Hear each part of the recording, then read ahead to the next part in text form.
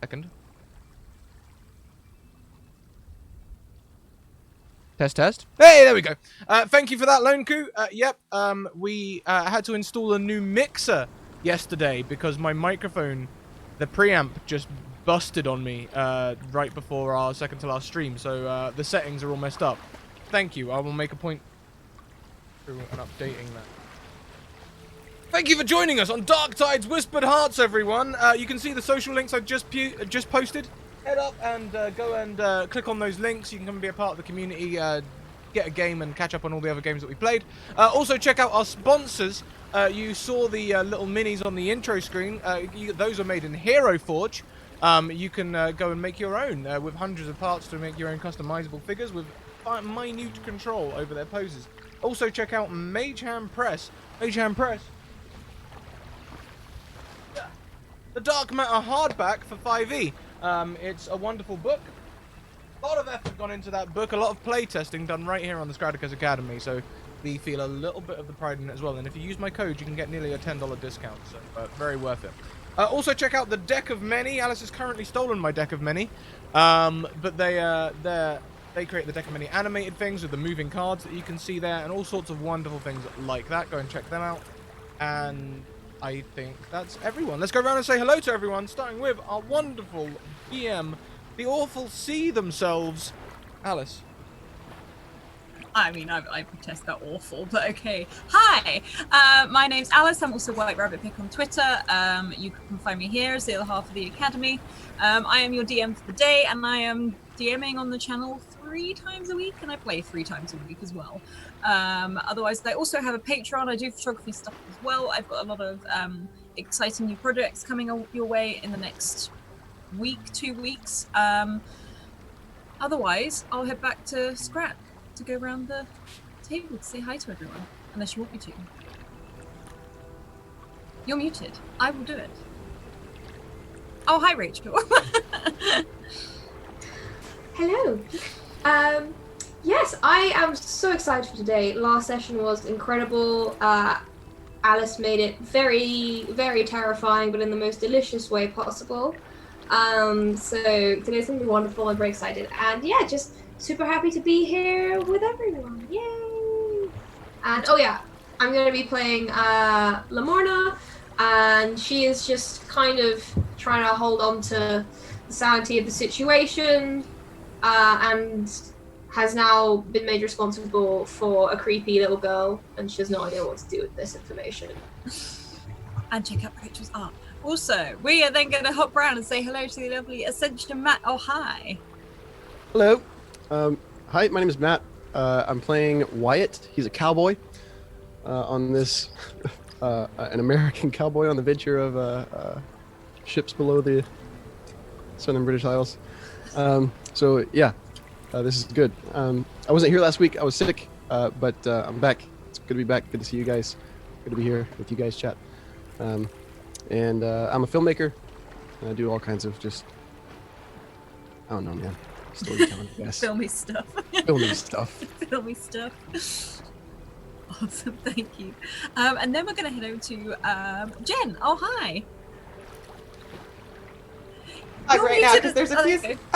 No, I hear you okay. now. We can hear you now. All right. There's some sirens going on in the background here, so hopefully my dog will be nice and peaceful. But hello, I'm Jen. I'm everyone knows me as Jen Quixote or Quixote Jen. Either way works. And yeah, I'm Shepherd. I'm old, superstitious, old hand on the ship, and I feel very protective of the creepy little girl. Very protective. I'm kind of confused about which creepy little kid to be protective of, but I definitely feel protective of her.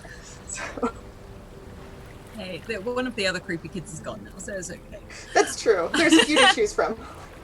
And last but certainly not least, Scratticus. I'm saying it like Madame Gandalf now. That's a. Yeah. Alright, everyone, I'll be playing Douglas Lachlan today, your Dundonian cook. And I'm trying to make out the difference between the mimic and the real deal down here. So looking forward to carrying on. Seeing what Wyatt's been doing, having been sick on ship. Okay. And we will jump straight into it. And we are going to jump to Wyatt. And Wyatt, I'm sorry, I picked Shoot you. quickly, shoot Wyatt, you are in your dark room, this little cabin. You can smell the burning lamps, that oil in them as they sort of swing gently with the tide. You are lying on your bed. It's sort of a very rough cotton blankets beneath you, and the pillow where you rest your head is also pretty scratchy in some ways. It's not necessarily a pleasant bed to sleep in, but you've heard things going on board. You felt the ship steady. You felt it pick up pace. You have heard shouts, but it's almost a bit of a blur with these no windows in this cabin as you keep it dark but lit by lamps. And how are you feeling? Like, are you feeling seasick? Are you just trying to keep yourself to yourself? The dog has been taken away. You can hear the dog on board, but they haven't locked it in the room with you effectively. So this is, quite frankly, reliving my worst nightmare. I came over here on one of these and I swore to myself I'd never get back on one again. But here I am. Nothing between me and just drowning in a bunch of water. Except for this ship. I don't trust it. The thing that you sort of hear the most is the creak of the ship as the wood sort of moves. You hear footsteps up above you, sort of running around. Every now and then, the doctor knocks on the door. Henry comes to you. Sometimes maybe you don't answer, but he does it every day just to make sure that you've had something to eat and that you're dealing with the seasickness well enough. And it's been about 3 days. And it's coming towards the end of the 3rd day, and you definitely felt the ship halt at one point, as if it's hit sand, as if it's stopped. You heard a run of footsteps, you heard shouting, but you seem to be moving again. And you roll me a beyond. Wait, say it again? Please could you roll me a beyond? Oh, yeah. Oh, that's a good beyond. You are sat, whether your mind is swirling about trying to control the fear of being back on a ship again, wondering how many days it's going to be and when you will reach land. You hear the dog barking. Nothing else, just the dog barking over and over and over again. And you look down at your feet, and the creaking has stopped. The ship is almost completely still. No swaying. The lamps themselves have... It's like they've swayed and frozen in a point in time. Wait, like, not where they're supposed to be stopped? Not where that... So they haven't swung back. It's like they've swung one way and just halted.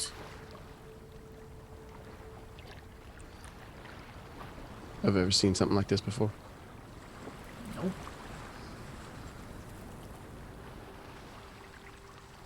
I'm gonna blink a couple times. As you blink, they fall back in place. There's a ting of metal. You're not sure if it's the sound of a bell or if it's just the metal sort of hitting the wooden frames back again. And the ship does resume its steady rock with the waves. And you can hear the ocean again. It sounds very calm. The water you can hear sort of lapping up against the side of where your cabin is. And then a voice comes from somewhere. You're not too sure if it's from the room that you're in, if it's from even within your head at this point. But you hear, "Where are you?"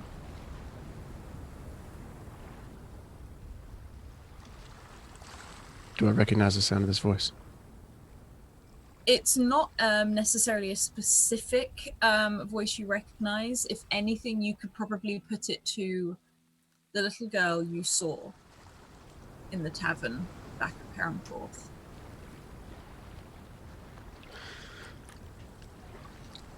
Well, Wyatt ain't scared of no little girl, that's for sure.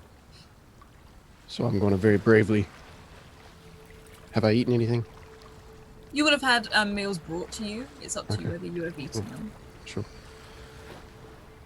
I'm going to very bravely throw up a little bit Very bravely. and then also very slowly and bravely step out of my small dark room. You step out of the room. There's some bolts on the door, which are obviously only on your side, which you sort of can lock at will, and you sort of step out.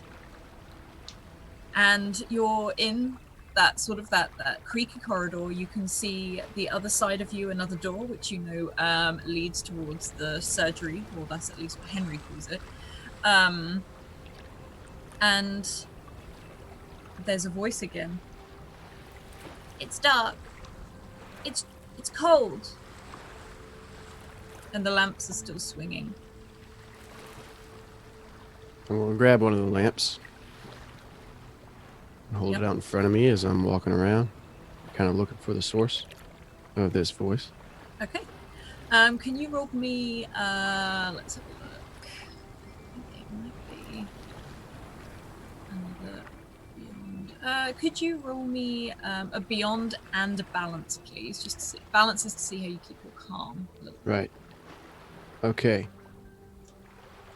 Beyond balance. Okay. That's a confident roll.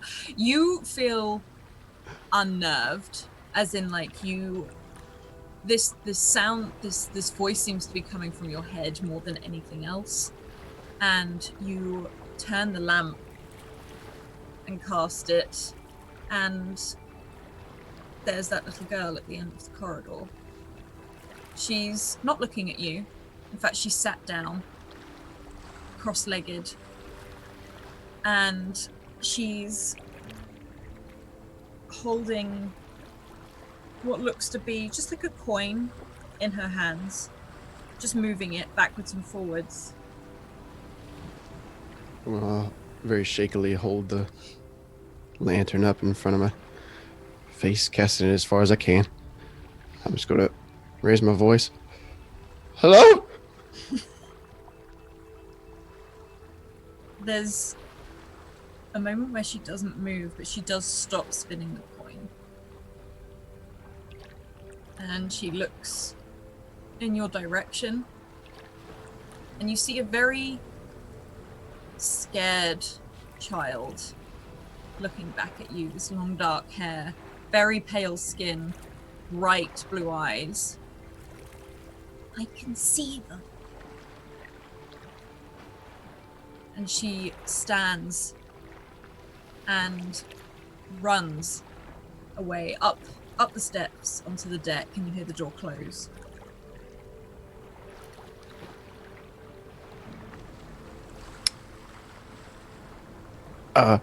Like to above deck?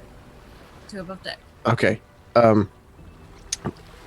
Is it nighttime or is it daytime? Can I tell? You can't tell whilst you're down here, but you can guess because all the lamps are lit. It's probably going to be at least edging towards into nighttime, because you know James walks around and starts lighting them around. That sort of Okay. All right. Yeah. Then I will very safely walk to where she was and see if I can peek around the corner and go up to where she went. Yeah, you can even put your hand out and feel like along with it to steady yourself, because the boat is rocking. It doesn't seem to be rocking particularly like violently or anything like that. It's a very steady sway, and all of the oil lamps just swing in time with each other, mixing with the waves. And you walk to where she was sat. You look round the corner, and you can just see the steps that go up and the door that opens up into the main deck. And you can see what looks like a piece of material caught on a nail, and it looks to just be maybe part of this child's nightdress or something. You can see it's just white, and it has been caught, but she is not there. And I'm gonna take it. yeah, it's literally almost like just a tiny little thing. And it's real? It's real. Okay. In your hand. All right. I will put that in my pocket, and then I will reach out for the door. And see. You reach for the door, and immediately you hear the dog barking up on deck, and it's a continuous bark, just bark, bark, bark, like it's the same tone each time, barking over and over again. Was he barking before?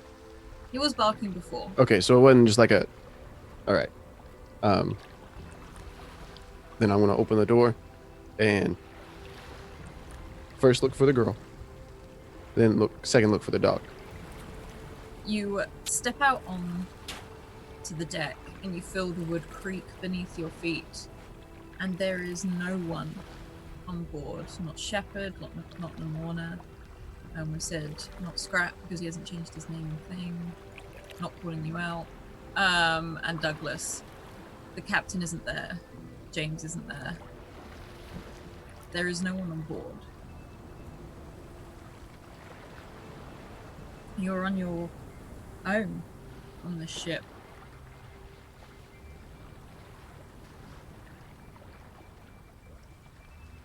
Man, I was only sick for a week, guys. You left me here on the dang ship by myself. Okay.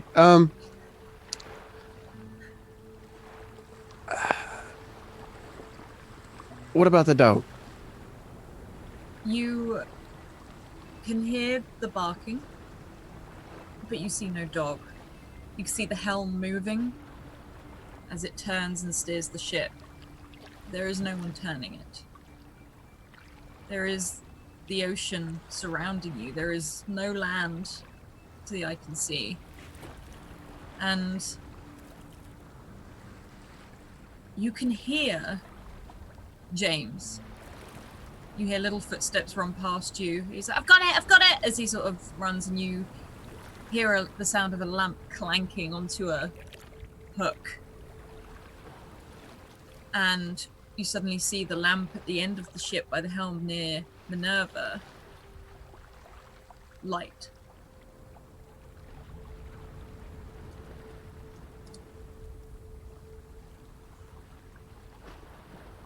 So, and wait a second. So,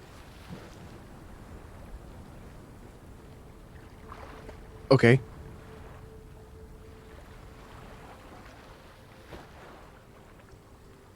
The little boy, right? You can't see him, but you can hear him. I can hear him. You hear his footsteps, you hear him lighting the lantern. You see the lantern light up. I'm going to reach through like a space, like where he ought to be. And you grab at nothing. And then from the other side of you, you hear Shepherd call the captain. I'm going to see if I can grab the lantern. You can pick up the lantern. It's just kind of, okay.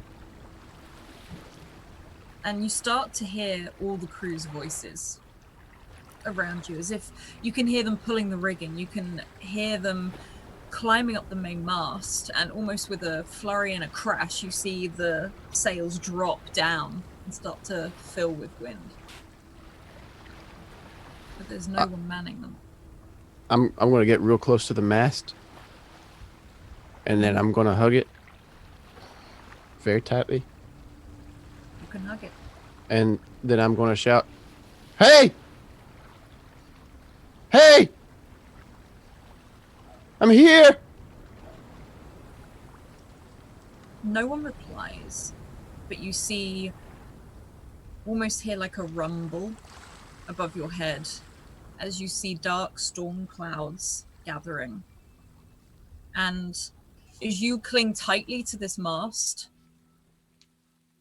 there is a moment where you feel the waves start to dip and rise up again, making this difficult to not hold on to. You can hold on to it pretty well, but like you can feel the boat getting rougher and rougher. You can hear people yelling. The dog is barking again. In fact, you can almost feel it around your feet as it's barking.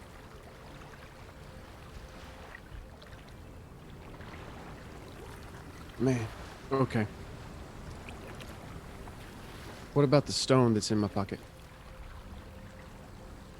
You can reach in, and that hagstone is still there. Is And it doing anything? it's not doing anything. However, if you take it out of your pocket, you can feel it almost steady you. And it's almost like you stand out of time with the boat rocking. Well, okay.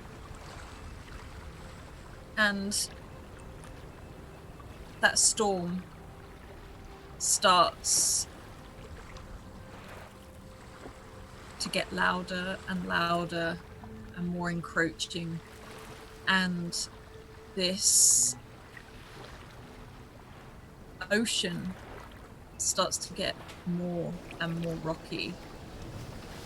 And the sea spray comes up over the side. You almost feel like it hits your face. You can taste the salt, you can taste the sea itself, but you don't feel damp, you don't feel wet. And the wind starts to howl around you. And I need you to roll one more beyond, please.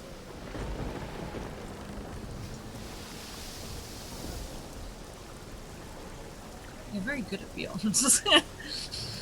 And I guess so. I got a +0 in it, but but apparently today, focus in. you feel the whole ship almost tipping up on its side, so that you're looking at all of these waves growing larger and larger.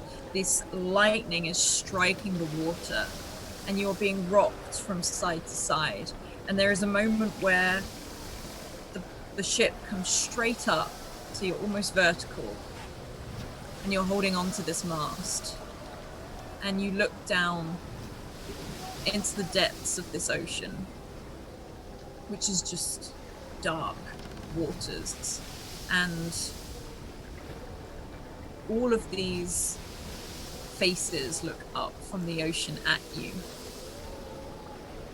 and you hear that bell again. And in front of you, you see tied to the rope, to the rigging, this tiny little bell. As it rings, it makes the sound of a much larger bell, but it's very, very tiny. And I need you to make a brawn check, please, to hold on to the mast. I got me a couple of bronze. You hold on to this mast, and you don't let go. On an 11, you are clinging. How are you holding on to this? Are you using the rope? Are you literally just gripping onto it tightly? How are you doing this? Well, initially it would have been just like a bear hug, but as the ship starts to move, I would have like reached out with one hand and grabbed some rope and tied it around, and tied me up a nice, I don't know stuff about knots or anything. I would have tied a knot, back on the ranch, and so I'm like, I got myself safety harnessed in. Yeah, you know how to tie your knots. As again, like you've done this on the ranch loads and loads of times, and you're tying it and you're fixing it. It's this rain, and you're not even sure if it's the sea now. It's just pelting you with water as this wave comes over the side, and that bell, that tiny little bell tied to the edge, is now ringing so loudly, almost like it's calling or warning or making itself known. And the sea rushes up the side of the boat to meet you. And You're in your bed. You sit upright. You're in a sort of a hot sweat. You're back in your cabin. The oil lamps are swinging normally. You can hear a dog barking. But you're in your cabin, and the sea seems steady. I hate this place.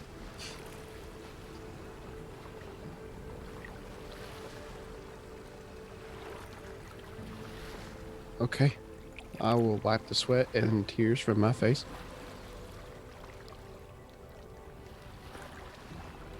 And I will emerge from my cabin. Because I feel like I need to get some fresh air. And we'll hop over to Shepherd.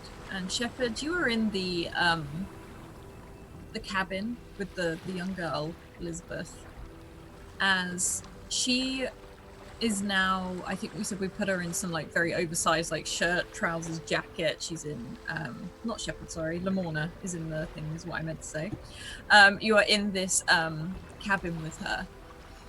And she sort of sat on the edge of the bed, sort of very closed off, like hands tucked between her knees. You can see her long, fairly straggly hair is just drooped down one side. She's almost half using it to hide. But she just sits there. And she looks slightly nervous.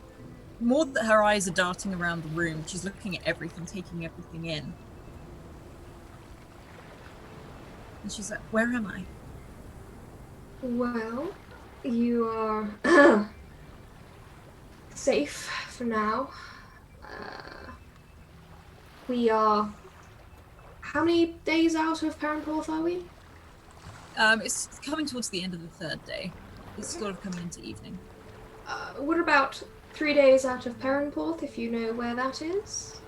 Where did you leave land from? And she pauses for a moment. I don't remember at all. That's okay. That's okay. You've clearly been through an awful lot. Just don't try to think about it too much for now. Just focus on warming up and just breathing steadily, and you're going to be just fine. All right? And you say that the people you were with, they went in search of this bell. They left you behind. I left. You left. I see. Did you leave? Where did you leave them? On their ship. I see. I didn't want to go where they were going. No, that seems very reasonable given everything we've seen so far. Well then,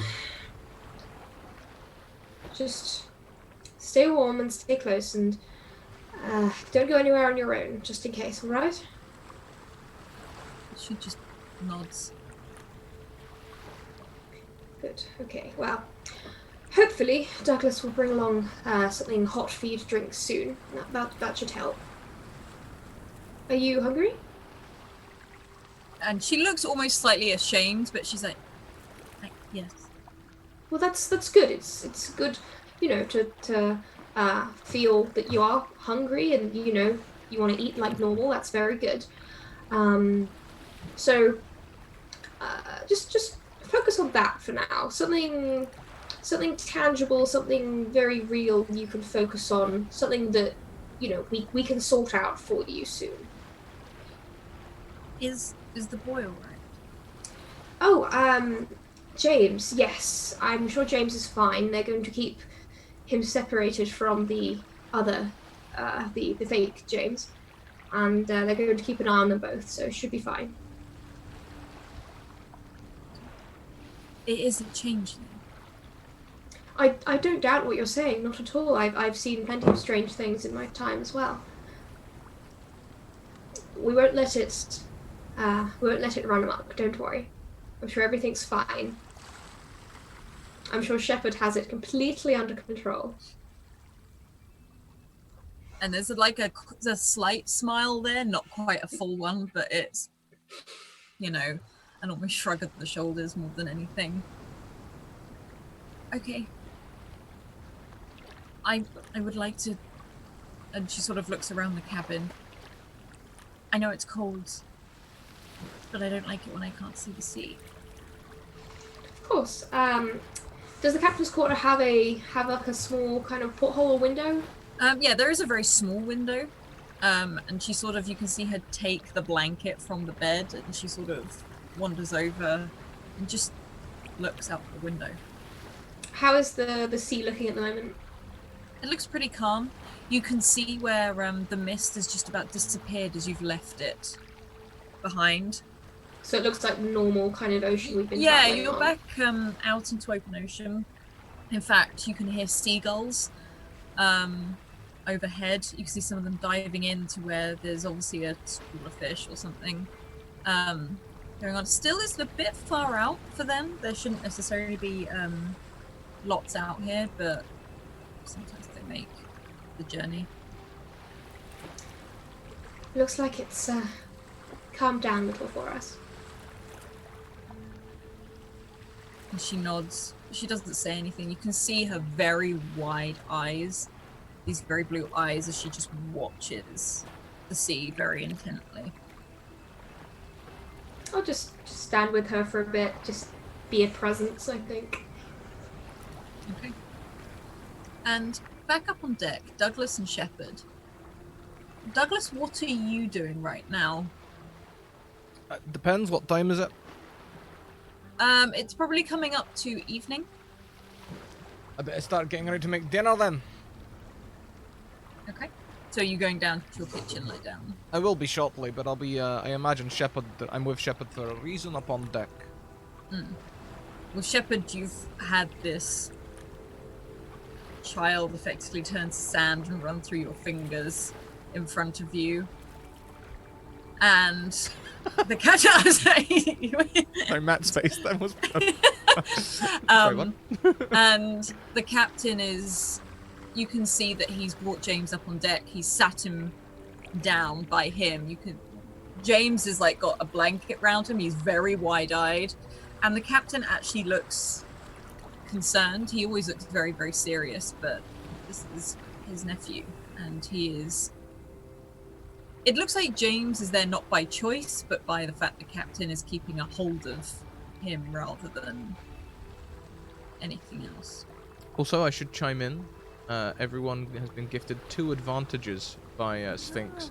Everyone has at least 2. Some have more. I think Matt has like 5 sitting down there. Yeah, so Matt has 5, I think. Hour of advantages, probably. I'll probably be looking over towards the captain and the boy and be like, "Oh look, Shepard. Yeah. I saw how you were with that wee lass." Yeah. I'm sorry. I just had a child dissolve in front of me. I don't really know how to. I start untying the tether. She. Yes. What about her? You know the sea plays funny tricks. Well, yeah, like dissolving children. Yes. Don't get me wrong. The dissolving is disturbing. All right, I give you that. Disturbing. But more deserved. More disturbing for me is how trusting we were of a sweet innocent little thing out here in the middle of the sea. Who's trusting who? Screams danger to me, bringing it aboard the ship and things. Yeah, no, I'm gonna go with danger too. Definitely dangerous. Very dangerous. Well, look, I'm trying to bring it to your attention because I know you believe in all the hokey pokey, right? The hocus pocus and all of that business, right? It seems really obvious at this point, yes. Well, who knows what we're seeing, who knows. But perhaps you could bring it to the captain's attention that when we start getting dragged in random directions, maybe we shouldn't go. I don't know. I don't know if I agree.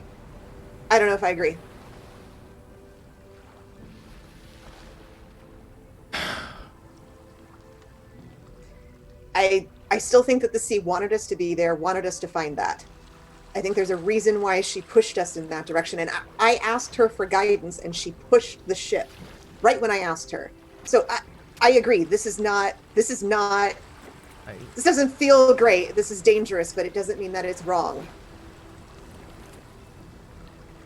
Look,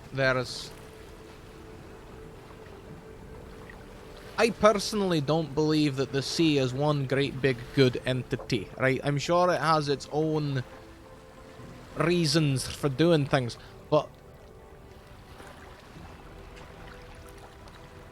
we've heard all kinds of tales about people in the sea, right? Davy Jones never particularly struck me as a good man. Mm-hmm.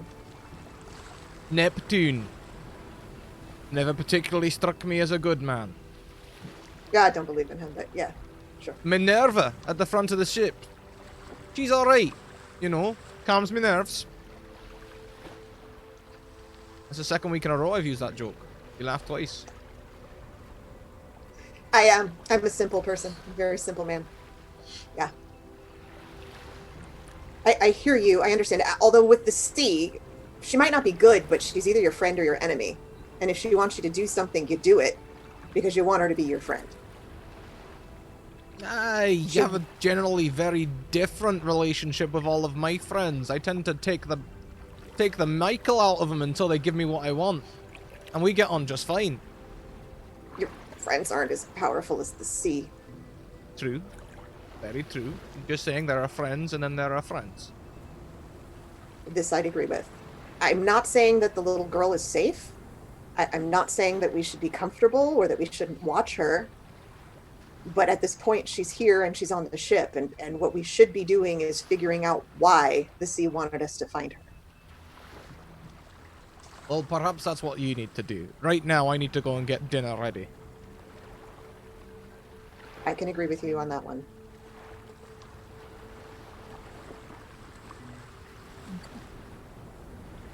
And are you heading down towards the kitchen then, Douglas? The galley? Aye, I will be.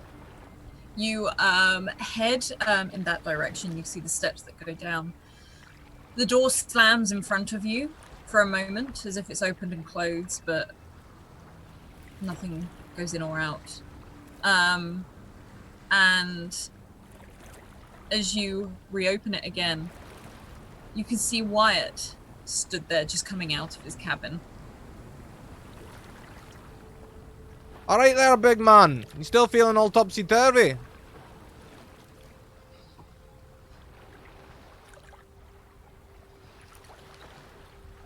I had to unmute myself.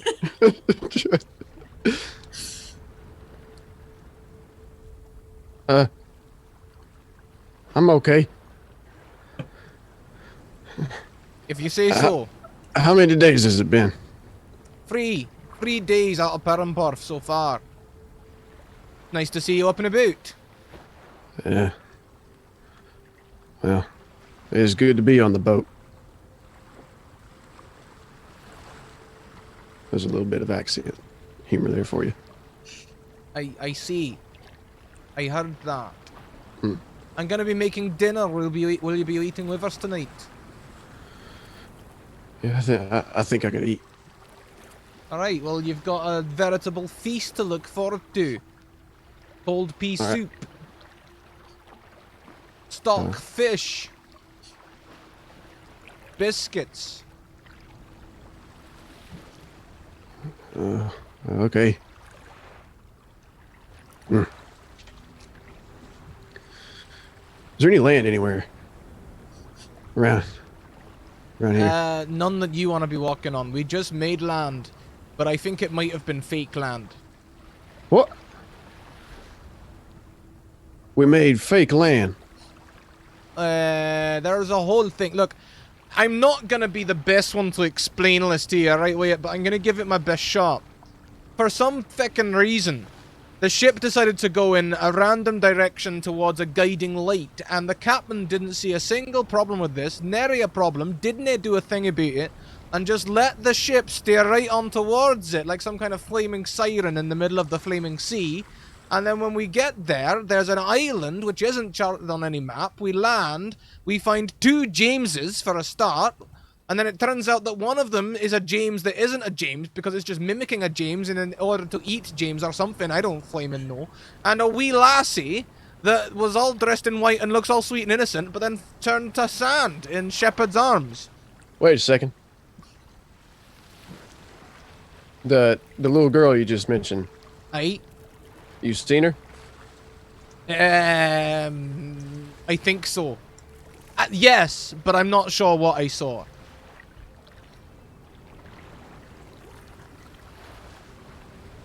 I seen one too. I think it was in a dream. Hang on a minute, I just told you the girl turned to sand, didn't I? Hang on a second, let me just rectify that. The changeling, the one that wasn't James turned to sand. The girl is still around somewhere. You can probably go and say hello to her if you want to, if you've been dreaming about her or something. Bit creepy in my opinion, but you can do that. I missed like the first half of that, but...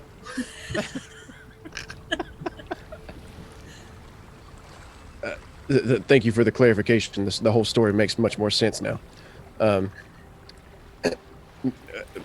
When I seen her, she was on the ship. Aye, she's on the ship now. What you mean she's on the ship? She's on the ship now. Shepard brought her aboard. What can go wrong?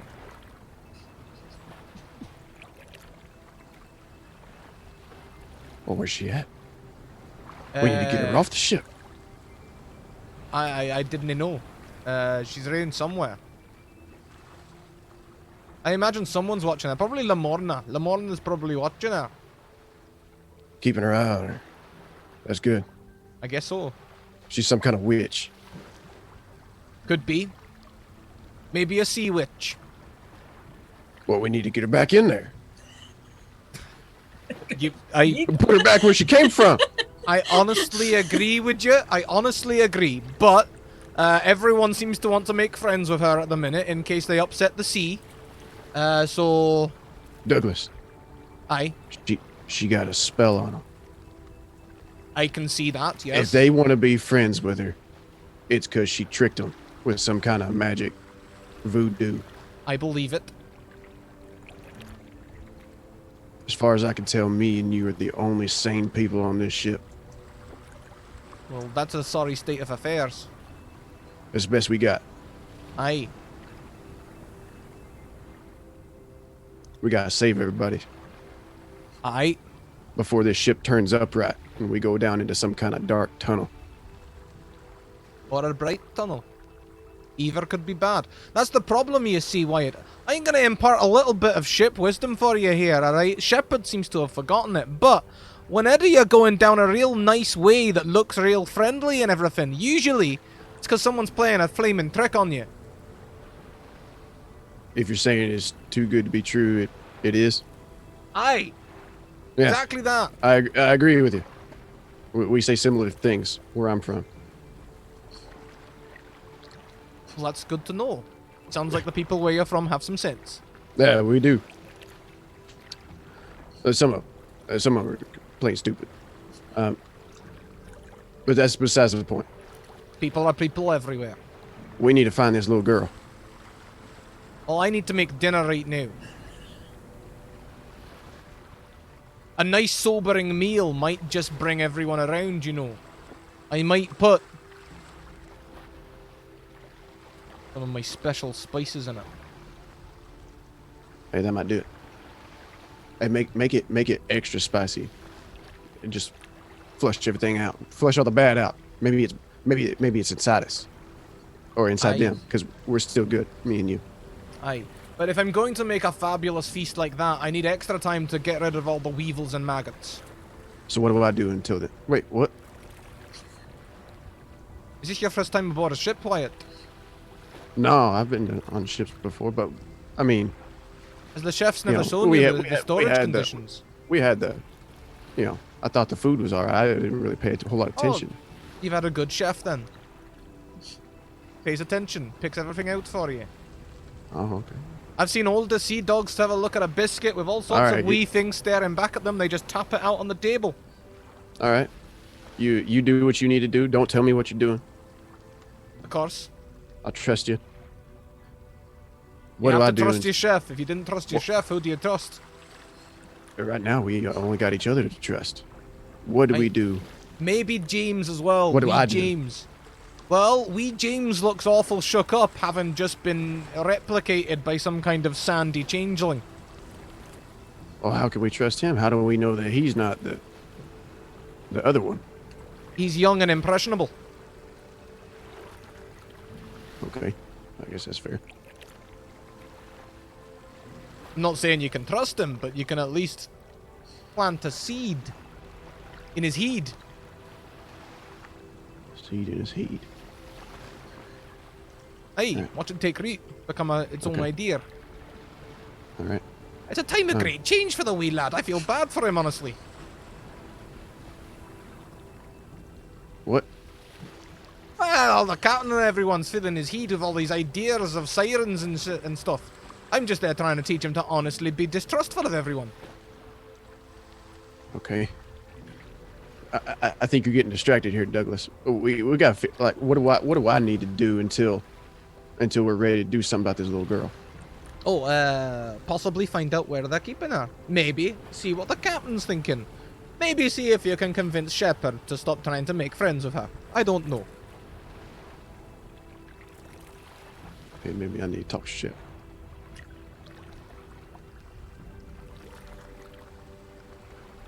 Remember though, Shepard's an old sea dog. Yeah. You couldn't tell him left from right. But maybe you can just introduce ideas. Slow and gentle, I'm saying, Wyatt. You know what I mean? Right. Yeah.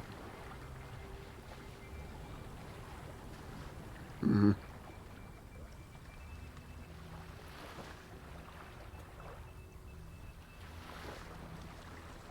All right. Well, you have good luck with your work with dinner, and make sure to make it extra spicy. Extra spicy Kinda- and no maggots. Got it. Counteract some of this magic going on, maybe. Aye. All right. I'll tip my hat. And you can head up on board as Douglas, as you sort of like cross paths. And Douglas, you can head down to the kitchen. Wyatt, you step up on board. You can see Shepard probably down by some of where the railings are on one side. You can see one of the other ship members you know is Luke, who is this huge human brick wall that is very, very red hair, very, very Irish. And you can see the dog sort of jumping up at him briefly, and he's sort of trying to get it off him as he's trying to wind up some of the ropes. You can see James sat on a barrel with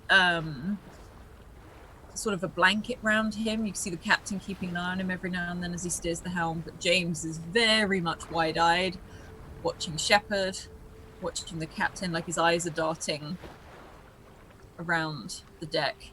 And this dog comes tearing towards you, this like scruffy Jack Russell mixed with mongrel as it, and you can hear Luke shout after it. It's like trying to brush it off, but this dog comes up at you and it starts to bark. Starts to bark at me. Mm-hmm. I'm Like gonna it get looks a happy bark, like his tongue's hanging out. Like I'm gonna kneel down and you know bring him to me, let him sniff my hand and you know scratch his ear. Hey dog. And it sort of looks pretty happy about it. Like it rests its head like in your hands as you do it. And Luke walks over briefly. It's just like, it's good that we've got a dog. You know, they can sense things before things happen. Yeah. Yeah, I agree with you. It's I like true. dogs. And he sort of keeps walking straight past you as he's carrying all of these massive like ropes, which he seems to be tying around the mast, tying around the thing. He looks slightly paranoid after maybe something that's happened that you haven't quite witnessed, but he seems to be preparing. It's a boy dog, yeah. It is. Yeah. Oh boy. We got ourselves some snooping to do. We gotta figure out what's going on. What's got everybody jinxed up. And this dog suddenly looks very serious for a moment and sits upright. I'm gonna reach into my pocket, and I'm gonna see if I still got that piece of cloth. You reach into your pocket, and there is no cloth. Okay. Well, it's just a ship. That little girl's gonna be here somewhere. Till then, you know, maybe we can talk to Shepard. And this dog just sort of trots off towards, sort of in between Shepard and James. James looks a little bit unnerved, so the dog has sat closer to James, licking his hand to almost try and get a reaction out of the kid. I would be approaching James at this point as well. Okay. And you can approach James, and he's very, very wide-eyed. His knees are sort of tucked up as he sits on this barrel, and he just stares ahead. I'm gonna try to get his eye contact if I can. Oh yeah, you And- can very easily just be like, Yeah. hold on. I'm gonna take the hagstone from around my neck and put it back around his. And say, I should never have taken this from you. Do not take this off so long as you are on this voyage. Do you understand? I do. It will help. It will help keep you safe. You don't have to be so afraid. I'm not. Really. Really? Okay. Good boy. All right. Just whenever you're frightened, if you're frightened, if you're not, that's wonderful. But just hold that because it's there to protect you. And remember that. Okay. And it's just very wide-eyed nod. You see his hand sort of reach up without looking and just sort of hold it fairly tightly. Do not give it away again. Oh wait. I'm sorry that I took it. No, I gave it to you. Should have said no. It meant you Should've were said okay though.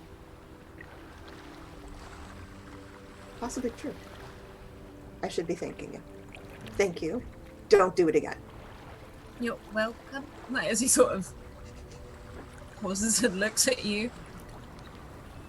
And you can see Wyatt on board, probably for the first time in 3 days. You can see this dog that definitely helped you out a lot not that long ago, sort of dancing around his feet, licking James's hand every now and then and going straight back to Wyatt. You can see Luke fastening some ropes before disappearing below deck again. I definitely approach Wyatt. Yeah, I'll walk up You're to him out. as we finish up the conversation. Yeah, I'm out. It's good to get a little bit of fresh air. Although, You picked an interesting time for fresh air. or what you mean? Child just dissolved on deck. We appear to have found a changeling, and there's a little girl somewhere that we found miraculously alive on a shoal that shouldn't have existed. So, Right. it's interesting times. Douglas told me a little bit about all of that. Oh, I bet Oh. he did. He gave me a little bit of a heads up on just a little bit of what I missed. Are you all right? I mean, I'm okay. I've never seen a child dissolve. I'm not a fan of that. But I'm okay. I'm just want to find out why this all happened. Are you okay? You've got a little color in your face. You seem a little better. A little better. I think I might do even better with some dinner tonight. I think we all would, maybe. Glad to hear you want more than biscuits. Yeah. This little girl that you Yeah. mentioned, Hmm. she was just standing out there on the shore. Yeah, shouldn't have been alive. Yeah. What happened? Was she just standing there, or did you talk to her? Or? I talked to her. She said that the sea sustained her. She begged us not to take her, but we couldn't leave her alone with no supplies, no sustenance. Why'd she want to stay there? I think she's afraid of this island she talked about, the island where the bell tolls. I don't know. The bell tolls. Yeah, I don't know what that means, but she's afraid of going to that island, so she didn't want to leave where she was at. Strange thing is, the ship. It was a very, very old ship. Very old, like 100 years at least old. So if she, no one puts a ship like that on the sea anymore. There's no way it would have been safe or seaworthy. So if she was on that ship, then she's been on that shoal for a number of years that makes no sense. Like when she was a little baby, you mean? Either like she was a little baby or like no time has passed for her since she crashed. No time has passed for her. That don't sound like something that's normal. Definitely, that's definitely not. I will definitely agree with you there. It is not normal. Not normal at all. Now, I know y'all got a lot of stories. You and your friends that you hang out with. Y'all ever had any? Have you heard any stories like this one that you're sharing with me right now?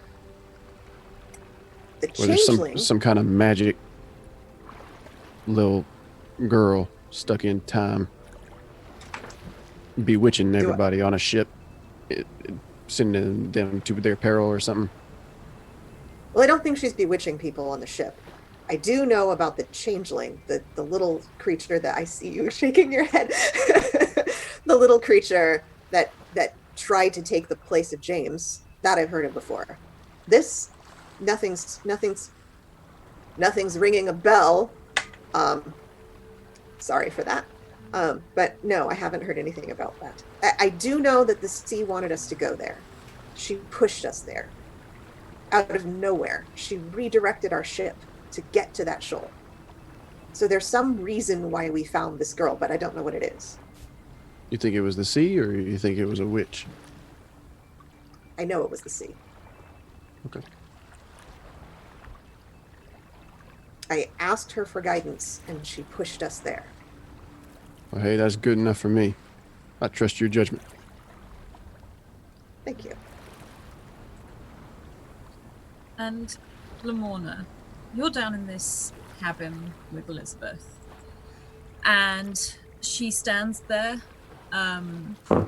very much just looking out at the sea. She looks awkward, like she's wringing her hand. She's, can we go out on deck? I can't see it properly. I can't smell it properly. I can't see where I'm going. I like to be able to see the horizon. Right, but just for safety, in case anything happens, I think. Would you hold my hand? And she looks down at her hand and offers it awkwardly. You think maybe no one's held her hand for a very, very long time. I'll just take it and say, all right, okay, so you want to go out on deck and you want to go to see where we're going. That should be fine. Should be fine. You can head out the door into the corridor. You probably see Douglas disappear into the kitchen with his back as he sort of heads out. And you can see she's almost nervous about going up on deck, but she wants to go up on deck. There's a moment where it's almost like excitement at seeing the sea. And she does let you lead though. She won't like whole old hug. You head towards the steps and you can hear just like, oh, and sorry, blanket got caught and part of it gets caught in a nail on the steps on the way up, and she pulls it up around and you head up onto deck and the air is cooler. You heard that tear of the material. And she looks at you worried, like, I'm sorry. It's really fine. Just don't tell Captain. Okay. And you see her as she steps on board, takes a huge like breath in. You see her little sort of chest like rise up and fall as she seems to relax. As she gets to look out at the sea. And she doesn't let go of you, but now she does half drag you. She runs to the edge to look over, and there's a smile on her face. It's so beautiful. It is magnificent. I've missed it. Have you not seen the real ocean in quite some time? Not the open ocean. And her eyes are sort of moving wildly about as she looks, and then she goes, Minerva, I know that. And she sort of starts heading over towards the main part, and she's sort of like leaning over, and she looks genuinely interested as she's like looking over, and she sort of puts her hand delicately on the wood to feel the carving and smiles at it. Where are we going? Well, for now, I think we're just trying to put some distance between ourselves and the old broken ship that we left behind. I assume we will continue with our current path, unless anything else comes up. Okay. So we're going to find land again. Eventually, yes. And she, again, seems almost like half relieved by that. And she just looks out and smiles. And Shepherd and Wyatt, you will have seen this because she's not being quiet. And I'm assuming Lamorna's not exactly a presence you can miss. So I'll definitely come over. She slinks back a tiny bit, not behind Lamorna, but she's dead. Lamorna, you feel her like her other hand come onto your arm as well, almost gripping. I think you might have competition for your love of the sea there, Shepherd. She does seem enthralled, doesn't she? And I'll wave at her and go, I'm harmless, I promise. I'm harmless. Half wave. Did you say that, I see you? You do. I got my hand on my pistol. Mm-hmm. You see the little girl from your dream stood there, holding onto Lamorna, very smiling face. Doesn't look scared at all as to how you saw her. But she does look nervous. But she's smiling at Shepherd.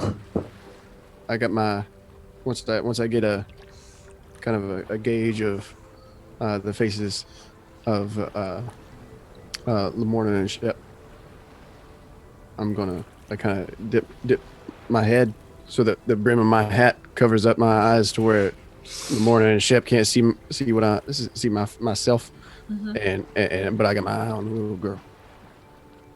Wyatt, I see your hand on your pistol. You go after this child. I'm knocking you off this ship. Wait, can you see that?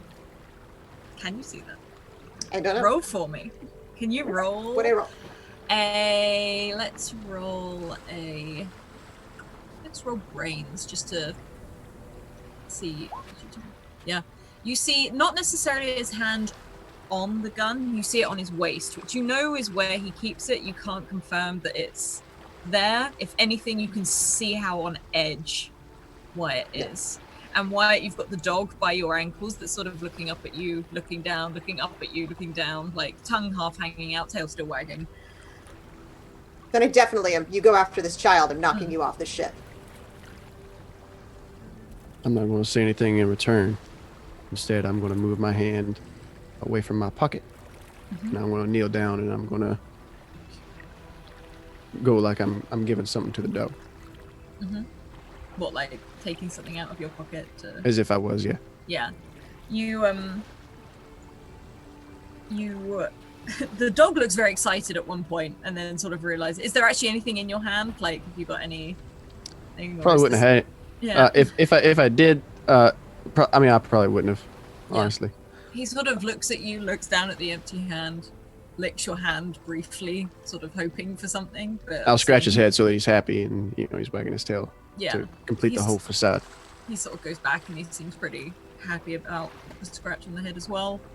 And the little girl sort of turns to look to you, and she half smiles again. It's a nervous smile. She's just like, "Hello. I like your dog."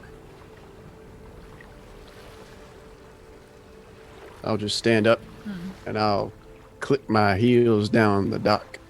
Or down, not down the dock, but down the deck to the other side of the ship. And the little girl looks sort of awkwardly, looks back to Lamorna in particular. Don't you worry about him. He's the what they call the strong silent type. Yeah. You'll read about him in stories.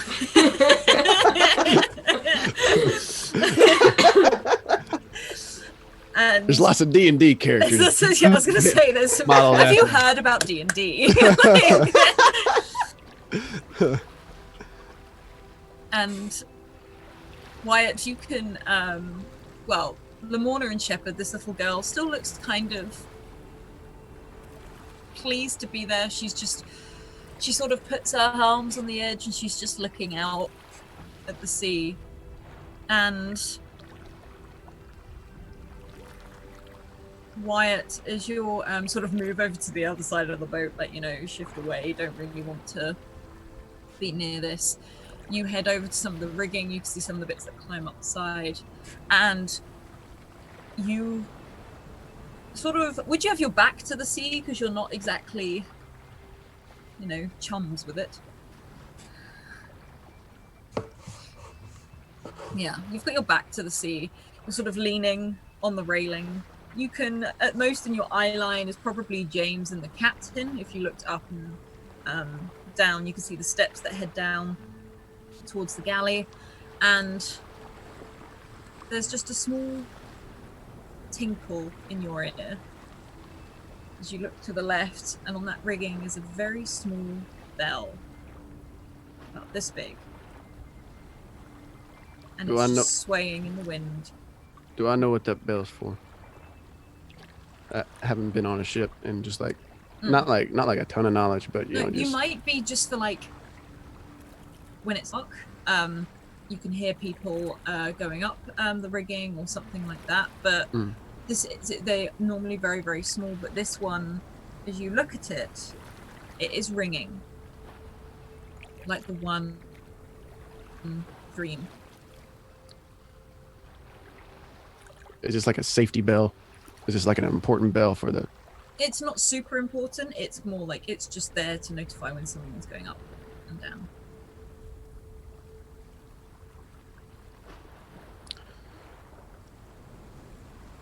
It feels real ominous to me. So what I'm going to do is I'm going to look fear in the eye. I'm going to take out my pistol. I'm going to shoot the bell. The rest of you hear a gunshot go off as Wyatt, you aim and you fire at this bell. And it falls down onto the deck. It's dented in, it is crushed. But there was no thing in the center to make it ring. It shouldn't have been able to ring at all. I'm just gonna stride right over to Wyatt, like, what is got into your head, Wyatt? The bell was ringing. It was bothering me. Yeah, bell ringing has been bothering everyone on this ship. Has anybody wondered why the bell has been ringing and it don't got no ringer in it? Can I kind of see this? Are you kind of holding it out? This little kind of It's sitting there on the deck. I will pick it up.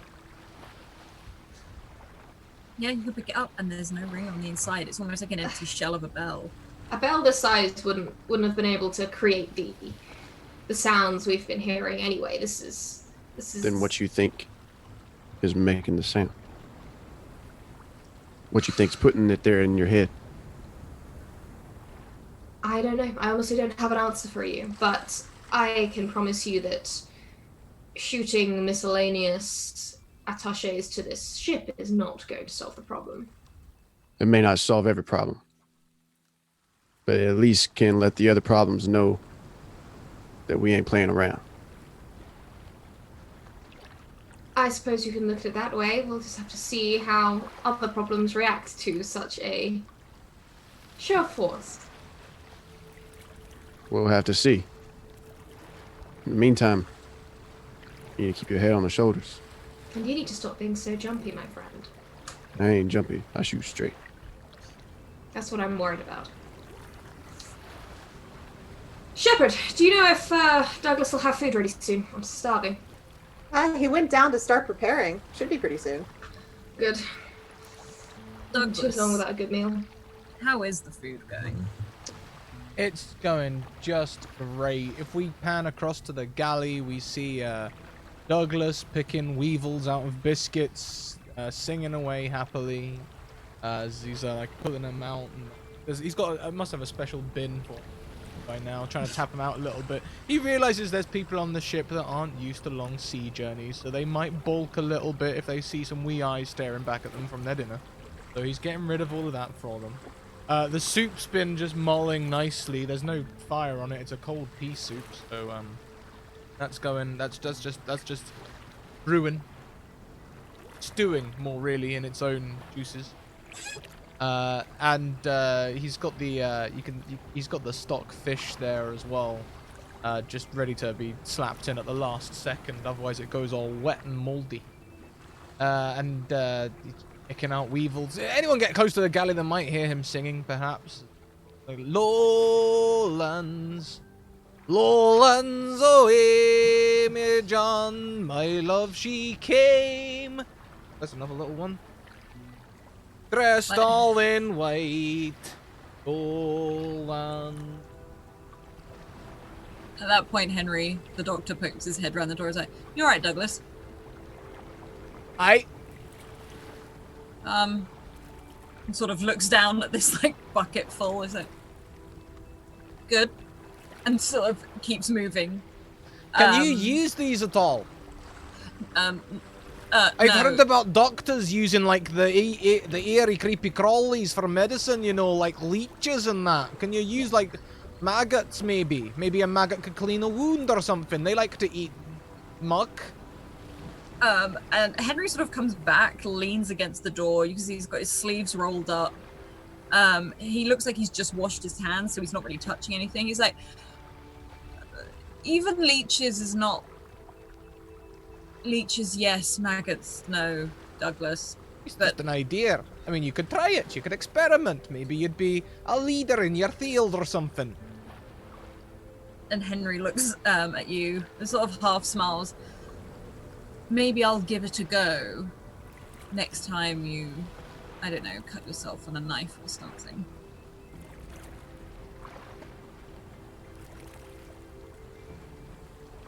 Are you trying to say that I can't use a knife?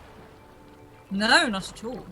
I'm saying there's rough seas and you never know who could lose a finger. Aye, well, anyone who doesn't know how to use a knife shouldn't be carrying one, in my opinion. Especially if they ain't got their sea legs. And Henry again looks, and he's sort of, you can see he does sort of rock slightly to the side. He's got his hands up because they've just been cleaned. He's like, I'm going to go and see to my tinctures, and starts to just walk away in a very bizarre way, sort of leaving the conversation. Then you both stare at each other as you go. You know you're both very particular about what you do. Him with his medicine, you with your cooking, and it's very much don't interfere with what I'm Douglas doing. is Like, waiting until he goes out of sight, because I've got a feeling this is a regular thing. I've got a feeling that Henry is always coming along when he's trying to cook. yeah, And and, he's you've been probably waiting for poked your this. head into like the surgery at times when he's just trying to catalog all of his things. I didn't give a rat's ass about what he does, but I think he's trying to understand what I'm doing in here. I think he's onto my secrets. I think he wants my little... It's after your spices. And so I wait for him to go, and then I start singing again, because otherwise he might grow suspicious. I'm like, I dreamed my love, and I'm gonna go like straight up to this little section of wall and pull it out. There's a little drawer there, and inside I'm gonna take out a jar with only a very small amount of spice in. I'm gonna pick it out. I'm going to just sprinkle it on just Wyatt's biscuits. Tap that away. And you hear the surgery door close. All lungs away. Nosy By the way, bastard. I posted some lyrics to a song called Bonnie Dundee. Yeah. There's a real song called Bonnie I was going Dundee. to say that sounds very yeah.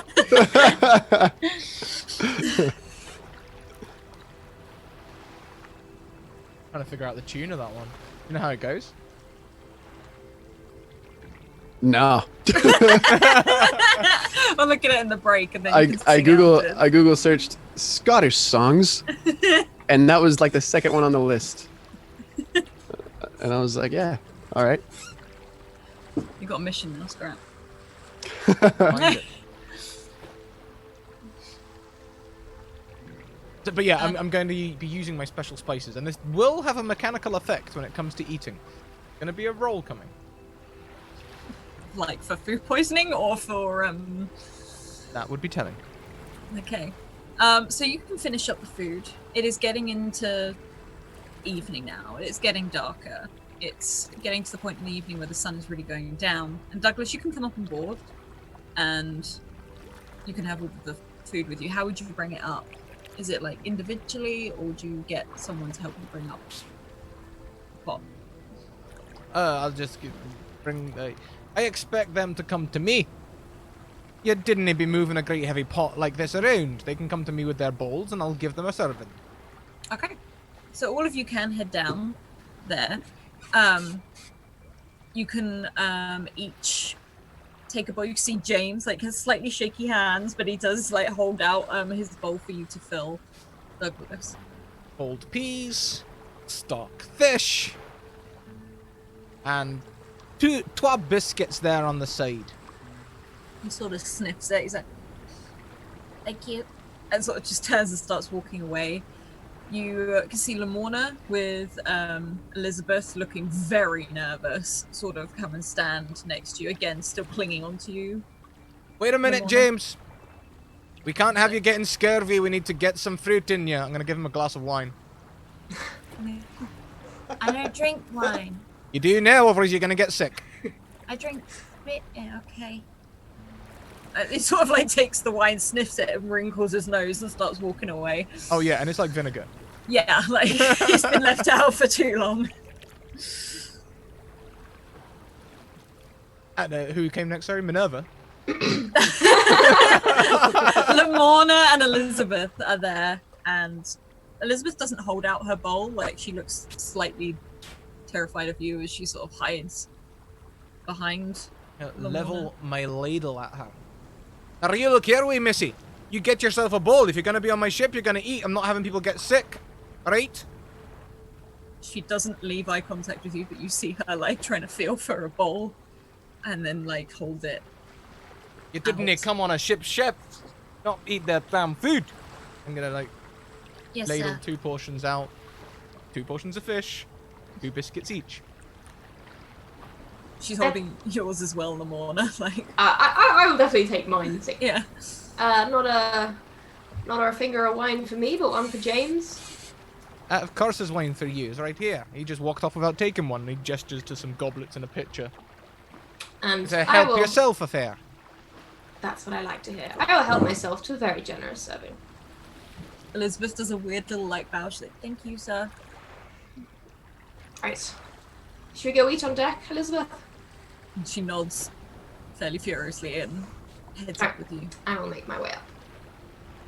And Shepherd, you can head up next, and you can see Henry the Doctor slide by. There's a look between him and Douglas as he takes his food and go.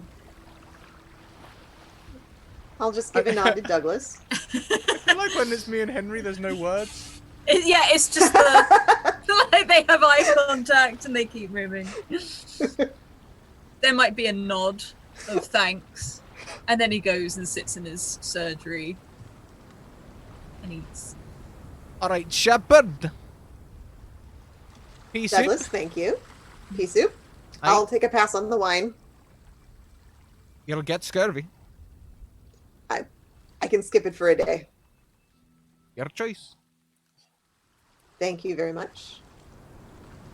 And I'm actually going to try to follow Henry. Oh yeah, you can follow Henry. And Wyatt, you have come down into the kitchen. It does smell good. You have got a dog that is clinging to you at the same time. It doesn't seem to have moved anything but a few inches away. Ah, Wyatt. Been waiting for you. Soup? Fish? I'm gonna lean down to a special place where the biscuits are kept and give Wyatt 2 special biscuits. Gonna give you a big wink. I appreciate all your help on the mainland. Of course. We have a good business together. That we do. Is everything in order for the cleansing? Well, I hope so. We'll have to see how it goes. You never know with these things. Hmm. And you can see a very scruffy sort of grey little snout come up onto the side of the table as well as this dog sort of pokes its eyes up onto your table, Douglas, sort of sniffing around a little bit. The dogs eat weevils, do you know? No. Shame. Trying to get rid of the things. Throwing them in the sea seems wasteful. Someone else will get them. No, you use them as fish bait. You a fisherman, Wyatt? No. I've seen somebody else do it. Fish eat little bugs and stuff, I think. Now, if you were to have a go, if you could catch some fish, I could give fresh fish out on one of these meal times rather than the stockfish. Now, see, the way we used to fish is you'd stand there, right, on the shore, Aye. or like out on a dock somewhere, and you just watch. And whoever could draw and shoot, knock out the first fish, they won the contest.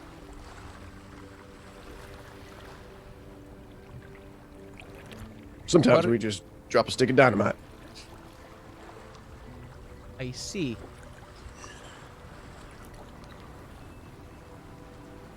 I see. Well, perhaps not then.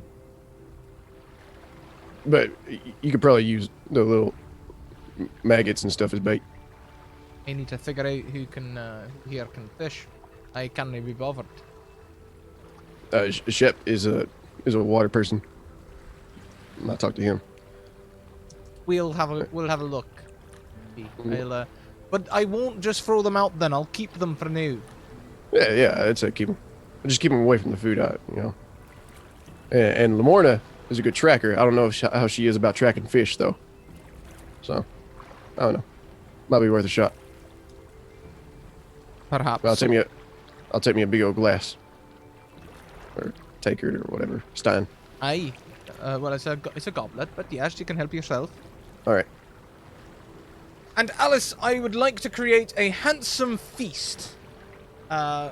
When you cook everyone a meal, choose to make a delicious feast or a nauseating disaster. I've chosen a feast. I roll plus brawn. I also used my secret store of choice herbs and spices. On Wyatt's biscuits there is jasmine, but there are other herbs on the other things as well. So there are effects. I'd like to roll that. Yes, roll for me, please. Fantastic. On a 12, I get to choose 2 of the following. I'm going to choose that everyone becomes uninhibited and loose-lipped. And I would like to...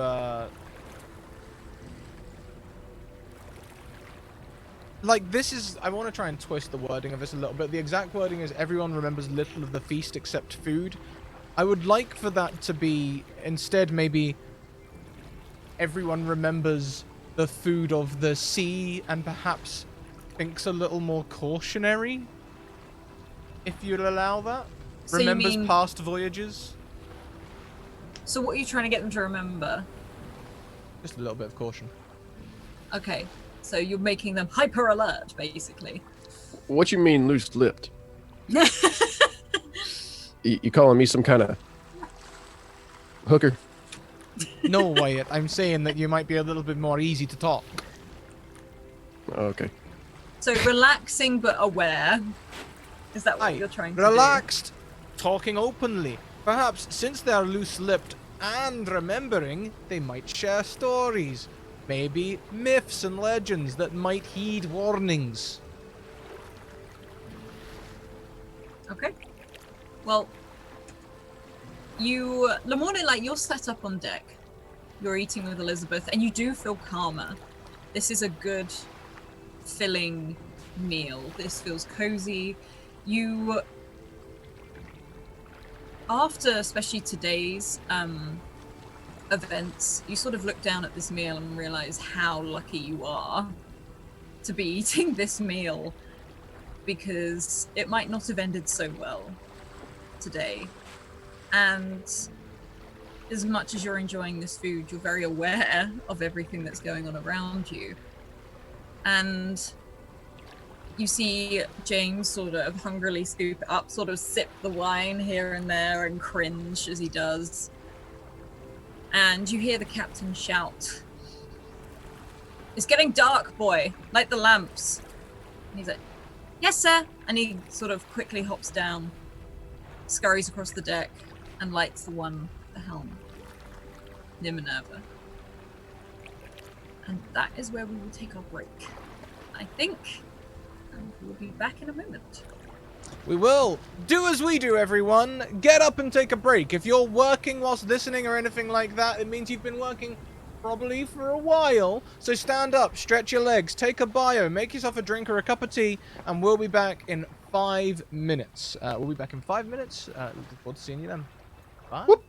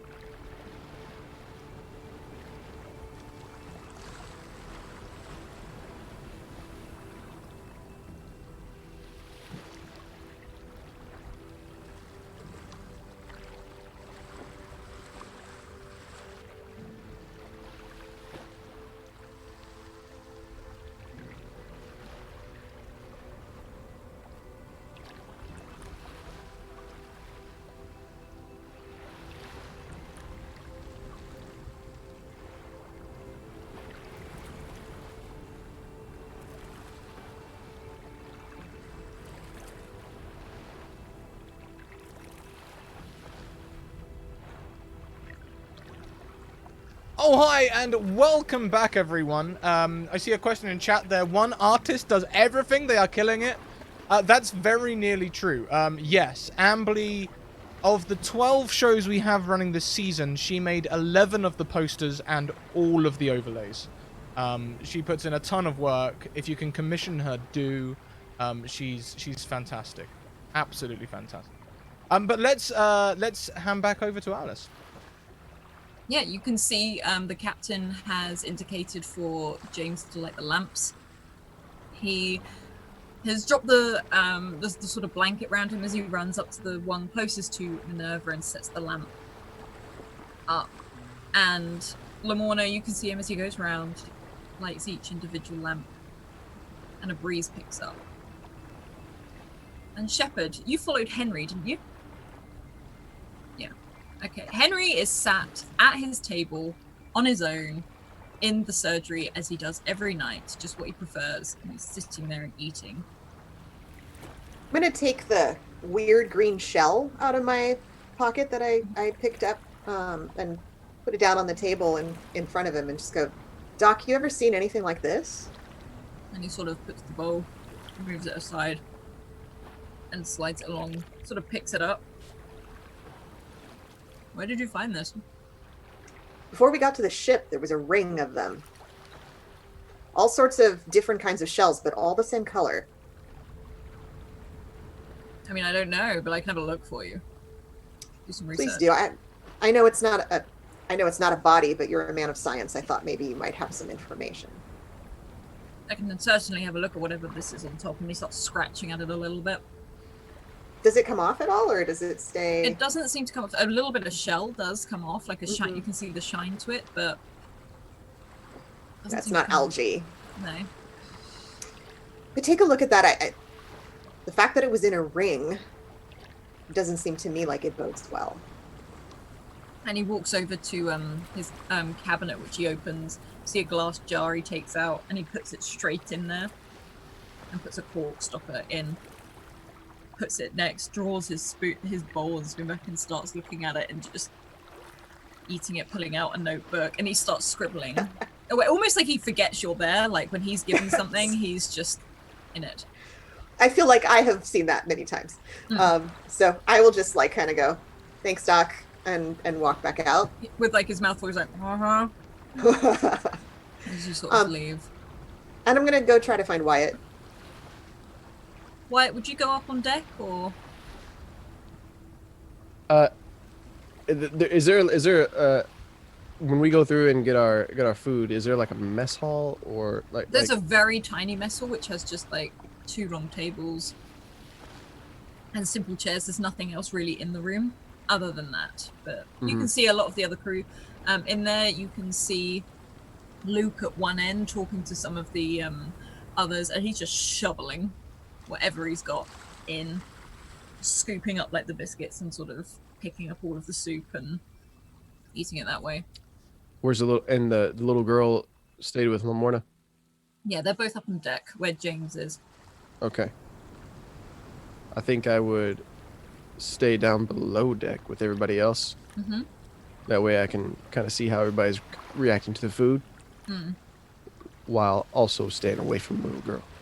You can see that like Luke and some of the others are like, this is really good. Like and they're really diving into it. You can hear a sort of nervous chatter of people talking about how they haven't seen a storm yet. They're waiting for a storm to come. It's not come yet. We need to stay on our toes. The sea's never this quiet for this long, and all that sort of chatter. But would you sit with any of them, or are you literally sat on one of the maybe another table to watch? Well, if it's a small place, then I imagine that we're all kind of there together. Yeah, but Luke I'm not really engaging with anybody. I'm just kind of just. Yeah, you can sit on the same table, but you can hear them chattering. Luke gives you like a smile every now and then. He might chat to you, but he doesn't. If you don't hold conversation, he doesn't say. Yeah, he can say whatever he wants to say. And I'll nod at appropriate times to nod. Yep. And this dog is sort of laying down by your feet, just having a bit of a snooze. I'll feed him. I'll feed the dog some stuff every now and then from my plate. Yeah. He sort of lays there with his head right by where your ankles are, sort of lolling over your foot, so that if you drop anything or if you lean down, that he can just snap it up. I'm gonna try to find a spot across from him, if possible. It's pretty empty around Wyatt. There's all these people on the table, but they've given him space. Ship. Discharging a firearm on the deck of the ship. You're lucky the captain didn't go after you. What was going on over there? If the captain don't expect a firearm to be going off on the ship, don't know why he brought me along. Generally speaking, we try to whole not reason put I'm here. holes in. Yeah, we try to not put holes in things when we're on a ship. Just generally speaking. I didn't fire anywhere close to the ship. Don't Now, gotta worry about what that. were you firing at? There was a bell, and it was ringing. They And do it shouldn't that? oughta- It shouldn't have been ringing. Why? There wasn't a ringer in it. Clapless bell? If that's what it's called. Do you still have it? Lamorna had it. Where was it? It was just hanging up there on the ship. And it's normal to have a bell up there, right? You had mentioned, Alice, that it was normal to have a bell up there, just not to have it not be able to ring. Yeah. It's Yeah. Sometimes you get them. It's like it's more of a choice of the captain. Mm-hmm. It's like if someone climbed the rigging at night, then it would let you know which side they are and if it's too dark. Take a look at that bell. It's not unusual to have one up there, but I don't know if the clapper maybe rusted out. Is there a reason you were so interested in it? You couldn't have known that it didn't have a clapper before you shot it down out of the rigging. I didn't. But I seen it before.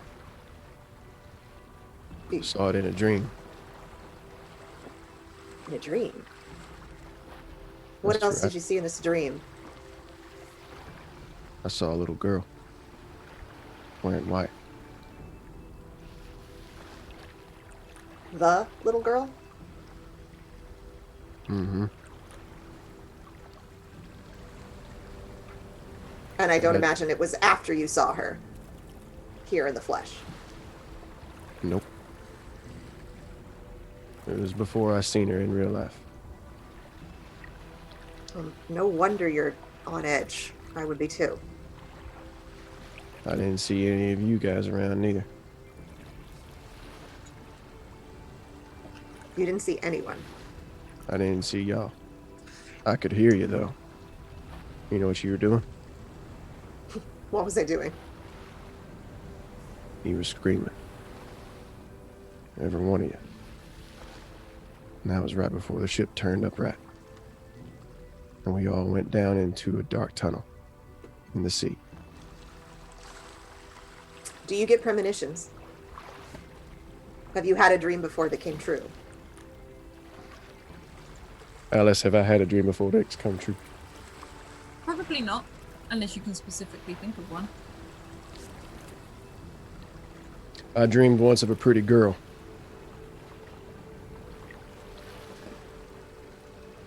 From back home. And she fell in love with me. And we were very happy. But it didn't come true though. So no. It came sort of true, but it's a messy story. No is the answer to your question. I get it. I get it. I want to hear the story, but I get it. Maybe another time. So, what do you make of the fact that you dreamed of this child before you saw her? Because clearly you're worried about her. And I am too, but clearly you think that there's something wrong with her. Well, I don't know a lot. All I know is what's in front of me and what I see. You said that you picked this girl up on an island that wasn't supposed to be there. And that she was stuck in some kind of time vacuum.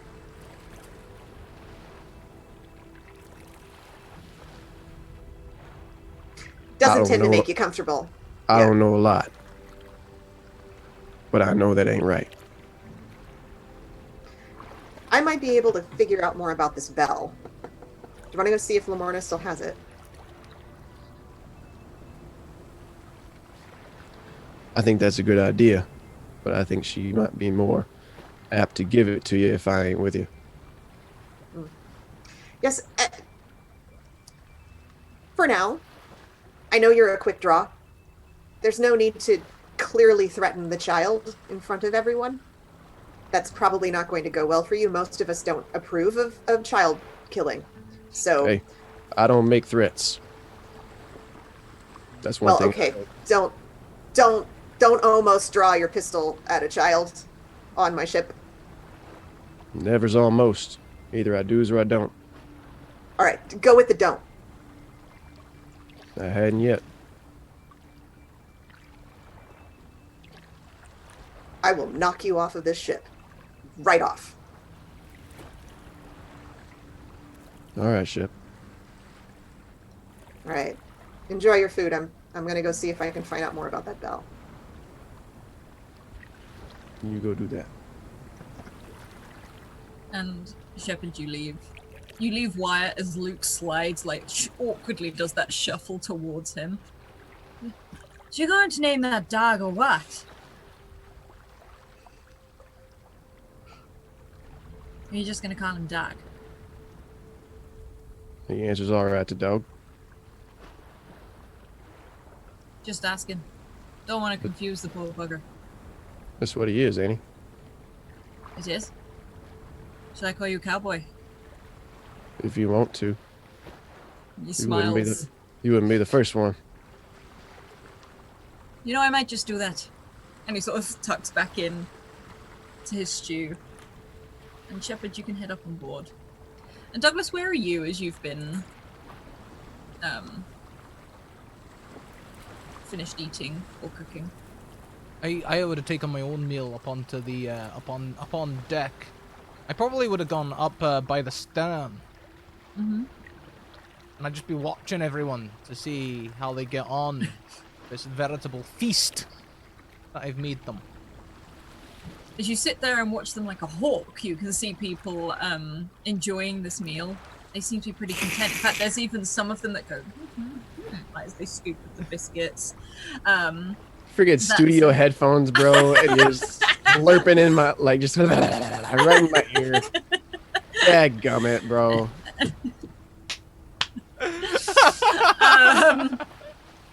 And you sort of look over at everyone and they seem to be enjoying it. They seem to be talking about it.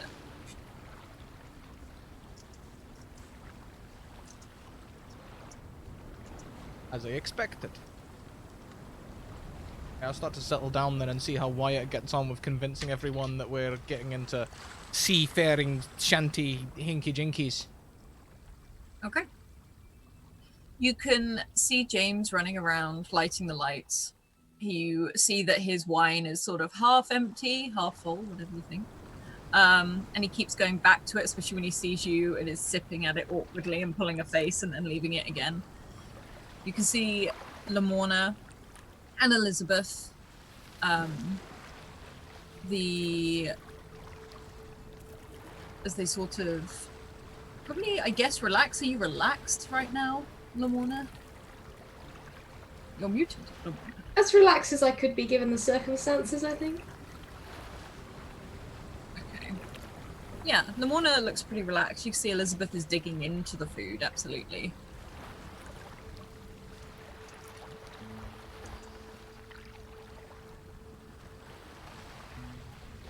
And Shepard, are you making your way up on deck as well?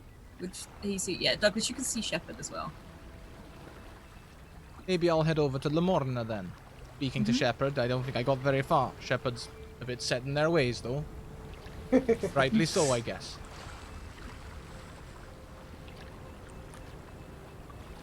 Well, I'm gonna wander up to Lamorna with just my wine now. I've already finished the rest of my food.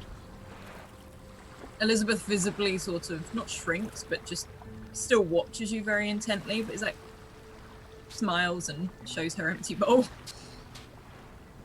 Very good. Eat 3 square meals a day. You'll grow up to be a reasonable deckhand, I imagine. Lamorna, Yes, how was your meal?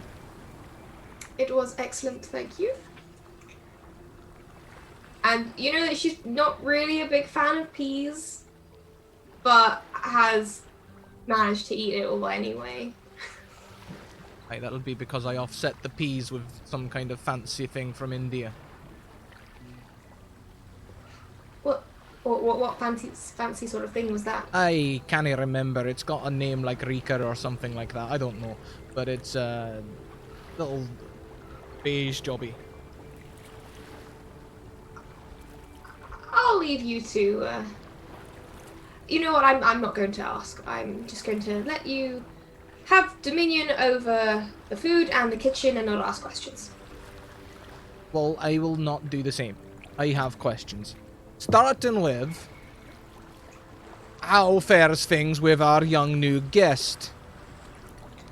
Well, I think she's doing all right. How are you feeling, Elizabeth? And she stares very wide-eyed. I'm good, thank you. Food was delicious. Finished it all.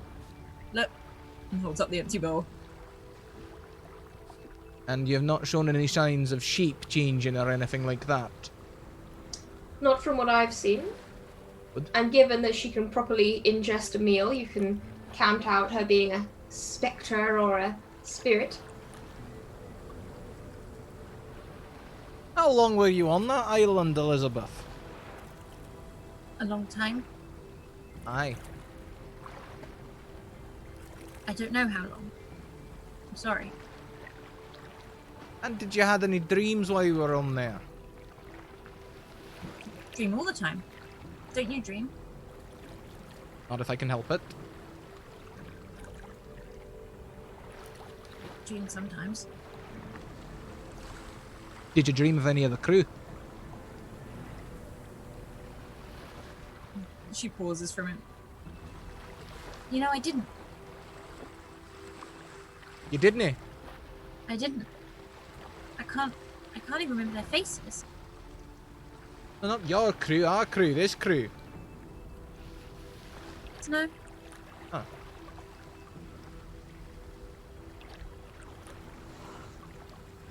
I didn't know who you were when you first stepped on the island.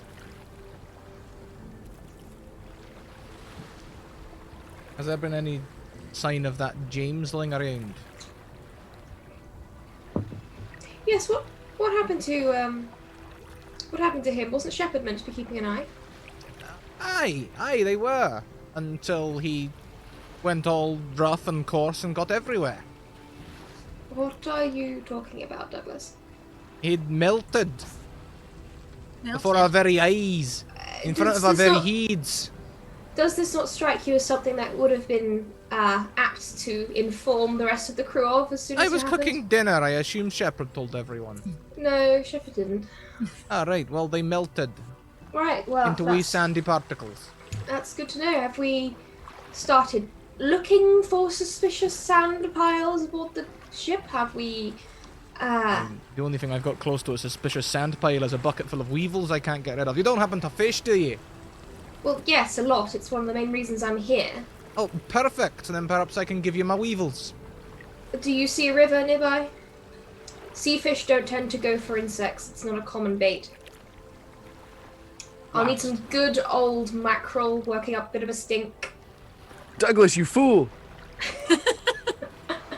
What the hell can I do with the weevils? Do I just chuck them overboard?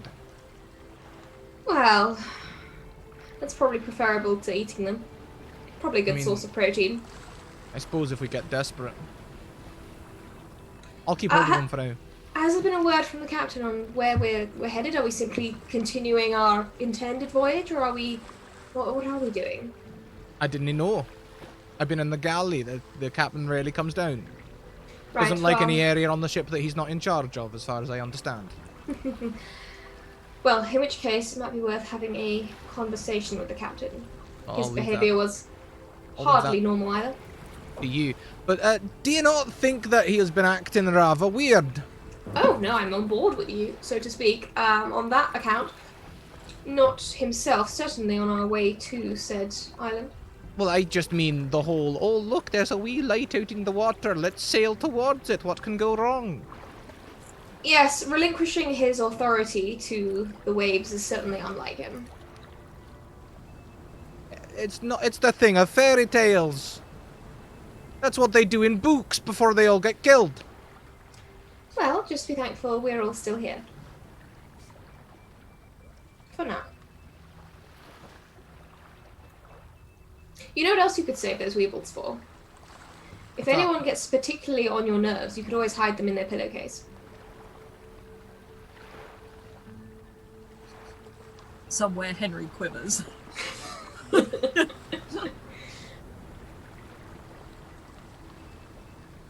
That's disgusting, Lamorna. How could you possibly consider that? Well, excuse me for attempting to lighten the mood. I wouldn't ever do such a thing.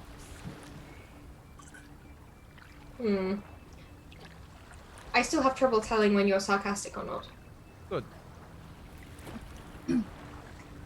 How's Wyatt? Is he eating?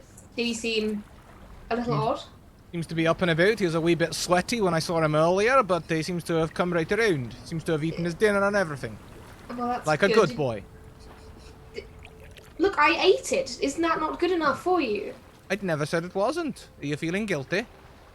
No, not remotely. Did you hear the gunshot on deck? That's not my job now, is it? As long as it's not in the galley. I'm Couldn't just care asking less. if you heard it. Fine, fine. It's like talking to a brick wall. Thank you very, very, very much for the meal.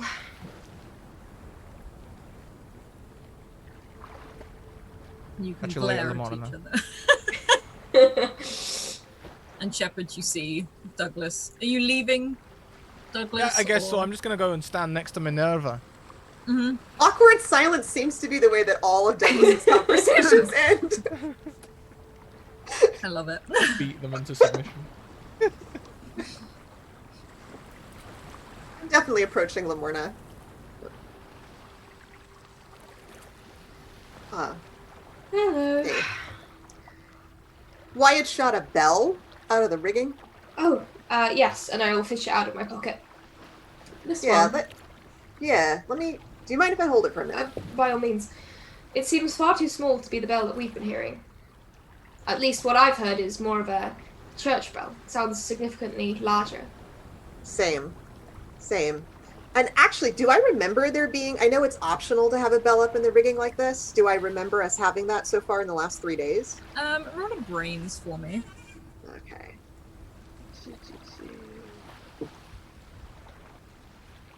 8. Okay. You don't necessarily remember it always being there. If it was, you remember hearing the tinkle of the bell, but it would have had a... I'm not saying Would that. have had a clap in it. Would have Yeah. had a clap in it. Yeah. Okay. I would like to use a skills for Old Sea Dog. It says Sea Speaks. Have you handled or examined something interesting from the sea? Roll beyond. Does it count as a thing from the sea since it's on the ship? You may roll a beyond. Awesome. Okay. Whew. Ah! You reach out and you take this from Lamorna, and it's a mixture of, you're not too sure, is it when you brush Lamorna's hand and you hold this cold metal bell dented in bullet that's sort of lodged into it where it's almost curved over. You hear a heavy bell ring, and for literally a split second, maybe 3 at most, you stand looking up at a blue sky with a bell ringing in a small square chapel. It's sunny. There's a breeze. And it rings and it rings, and you start to hear what sounds like Sunday prayer. And you're back. Okay. You didn't just see something very strange happen, did you, Lamorna? No. I touched the bell, and I saw a church. Okay. Lamona's like, oh, yeah. That my response exactly. And I actually, it says I can ask 3 questions over Mhm. 10. Mm-hmm. So I've got who made this, and it depends on what recently means, whether this is going to be helpful. What words have been said recently near this, and what has been done recently with this or to this? Which one would you like to ask? It says I can do 3, ask 3 on Oh, a you 10 can plus. ask 3. Okay. Yeah. Sorry, what was the first one? Who made this? You look at it and you can see, you're not too sure on this, you don't see a face or anything, but you can see what looks to be like an imprint. Maybe it's a bit dented in, so you have to really sort of look at it to read it. You can't quite read the second name, but you see the first name, Michael. You think maybe like by gradually managing to open the bell a bit more, it would involve taking it maybe down to the galley and trying to use something to lever it out, but you'd probably be able to read the second name. Okay. I'll do that in a bit. And then, what has been done recently with this or to this?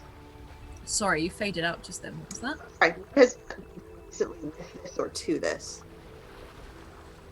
Did anyone else hear that? Is that my Yeah. headset? So he asked, what has been recently done with this or to this? Oh, okay, I say sorry. It might be my headset.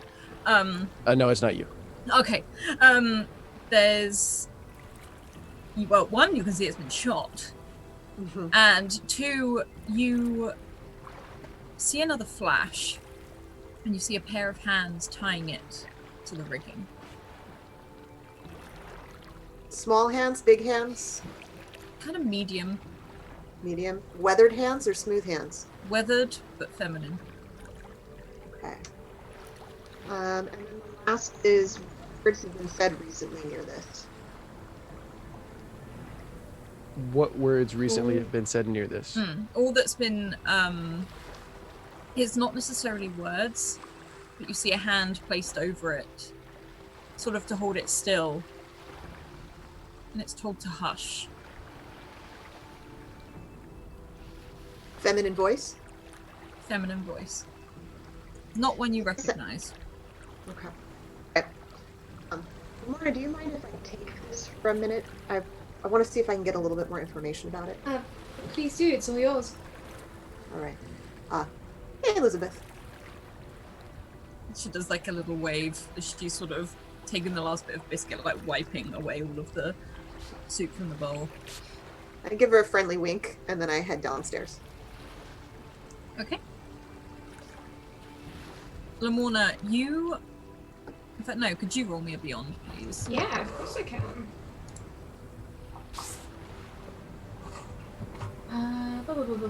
Boop. What?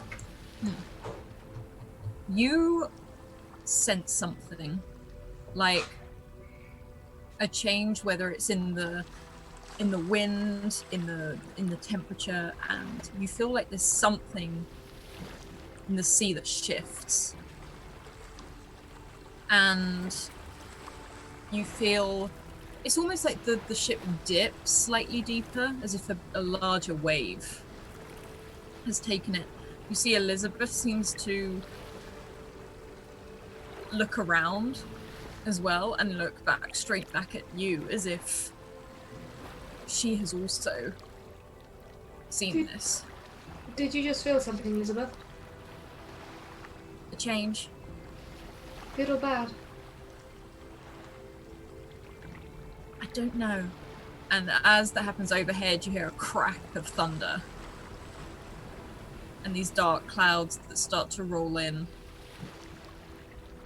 And you hear a shout from the captain to pull down the sails, as you see 2 of the men hurry up the side of the rig, start pulling down the sails. This is procedure every time that there is a storm coming or if the wind picks up, but you can definitely see the sea darken, lightning in the distance as this boat begins to rock. Not dangerously so, but you can definitely feel it as you see the bowls that Elizabeth has put down start sliding along the deck. James is running around securing all the lanterns more solidly. Right. Elizabeth, they might need my help with this. However, I don't want you getting washed over the sides, so you're probably... Would I know it's very standard procedure that if you are going to be going into like hectic seas to lash to the mast to make sure that if you went overboard, you could pull yourself back? Yeah, you could definitely know that, absolutely. So Yeah. it's are you So I'm just doing that gonna- to her? Or? Yeah, I'm just gonna make sure that she is like tethered to the ship to like the main mast, just in case it starts pitching. I don't want her falling off the side or anything. Yeah. She sort of just lets you. She sort of holds her arms up as she lets you tie the knot, as she doesn't seem to necessarily trust herself with the knot. And as you finish it, you feel the spits of rain as you hear them, heavy droplets hit the deck. She sort of looks up briefly, and this downpour starts to head down. And Wyatt, down in the mess hall, you two feel that huge dip in the wave. And if anything, Luke looks up at you as some of the men do. And he's as he stands up, he puts his fists down on the table. And this is a big man. You feel like that your bowl and your spoon almost like jumps. The dog even springs up and starts to bark as Luke moves, like, come on then, time to go, as he sort of like hurries out, almost like taking some of the stuff with him. You see him with the rope over his shoulder and starts moving. Slams like a hand down on your shoulder, Wyatt, and he's like, all right, cowboy, it's about to get rough. And he starts heading out the door.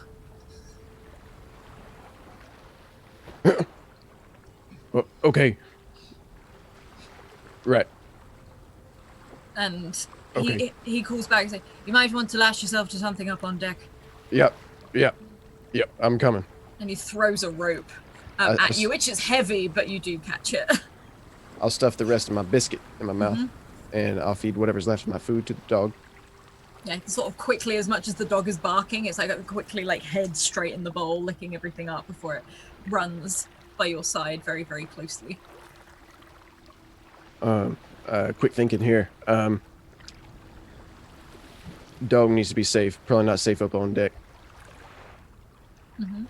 Do I feel like I can keep the dog safe in here? You feel you could either lock the dog in one of these rooms, or you can tie the dog to yourself effectively, like on a leash type thing. It's purely up to you. Either's gonna be. I can't risk having him up on deck. Okay. And then, if you so want, you I can would- even leave him in your cabin. If you want to. Yeah, I'm gonna take him over to the deck, take him to my cabin, and if I can find some kind of like if you know, bringing him from the town, I would have maybe had like a bone or something. Oh yeah, you could. Like a comfort chew. If anything, Douglas would have had some like bones and stuff as well that he's probably chucked your way, because he knows the dog seems to follow you around. The dog sort of sits in the cabin as you sort of pass it to him. He puts a paw on the bone and looks up at you. You stay here, boy. Once this White storm's over, I'm gonna nose. come back and get you. He sort of scratches at the door a little bit as you close it, but he doesn't seem to cause too much of a fuss. But you can hear him jump onto the bed. Yep, that's fine. And I'll Yeah, you head up onto deck. tighten my hat and head up on deck. Secure it on your head. As you run towards the deck, you see a small piece of white material caught in a nail on the steps on the way up. You hear a dog bark, and you hear a bell ring. And you hear people up on deck starting to yell. Oh my God. I'm Leonardo DiCaprio. There we go. I'm in that movie. When you and the dog could do that, yeah. Okay.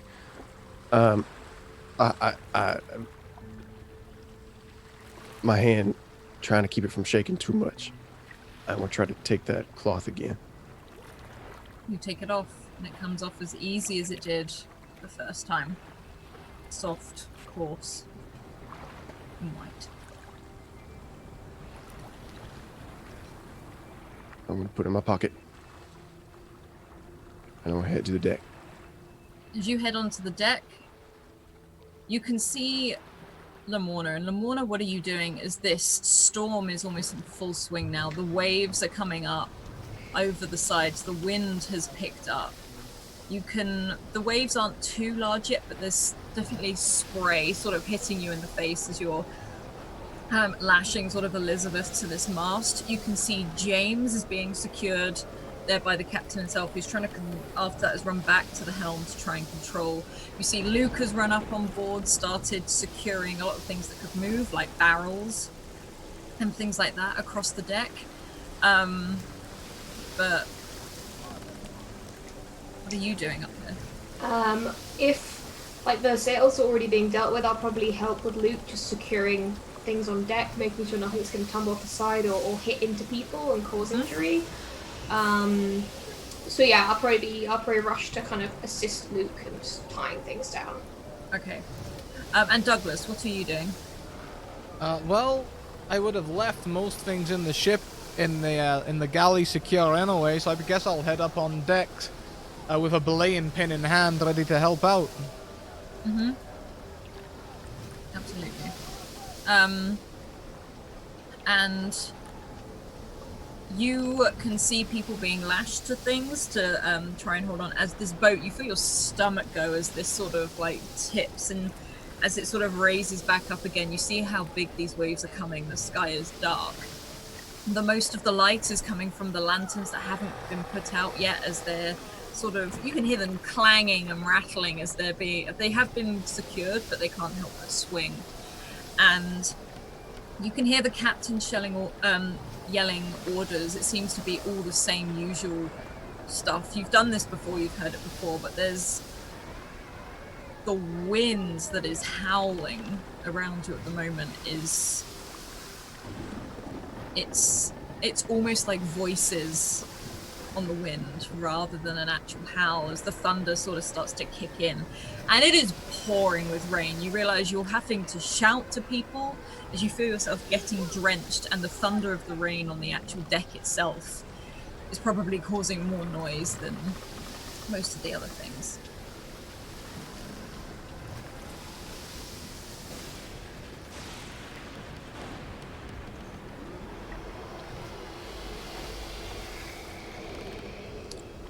Are you lashing yourself to anything, Douglas? Aye, I'll take my belaying pin, I'll ram it in the nearest rod, and I'll do a quick double figure eight around, and that should hold me. Okay. Shepard, you can see Douglas lashing himself to it. You've seen Wyatt just come up on deck. You can see a piece of white material sort of fluttering in his hand. Lamorna is by Luke as they're pulling and securing. Things going on. James has been secured. What are you doing? My first priority is I go over to Wyatt and I help him find the safest place to secure himself. Mm-hmm. I said, let me tie the knots. Mm-hmm. I'll tie you in as safe as I can. As he's doing that, I want to hold that cloth real tight in my hand. I'm going to say, do you see this? I see it. I see it. Touch it. Touch it. Is it real?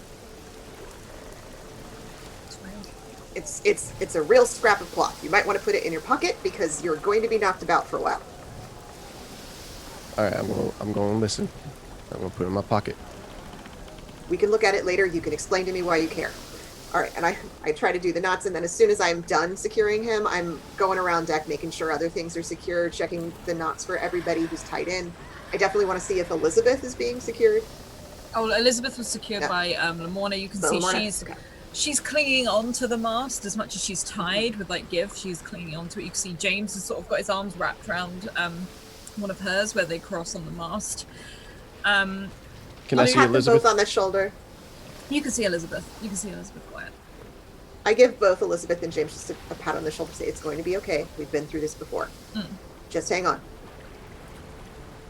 And then if there's nothing else to be done, if everything is secured, I'll secure myself. But I'm going to wait until everybody else. I've checked everyone's knots and I've secured everything else on the deck. Okay. think if the storm's howling, it'd only be right to sing along and raise everyone's spirits a little. But as the storm starts raging, I'm gonna start crying out, "Help me, Bob! I'm bully in the alleyway! Hey, hey, hey, bully in the alley! Help me, Bob! I'm bully in the alley! Bully down in Shinbonal!" And I'll expect everyone to join in. The dog joins in from downstairs. It's just howling. Yeah, you can hear the dog howling from somewhere. You can see the captain is sort of like eyes squinting, wiping his face as he's trying to direct the ship through this water. And the rain is thundering down, and you can feel the ship, as you're all tied to it, dip very, very low, rise up again.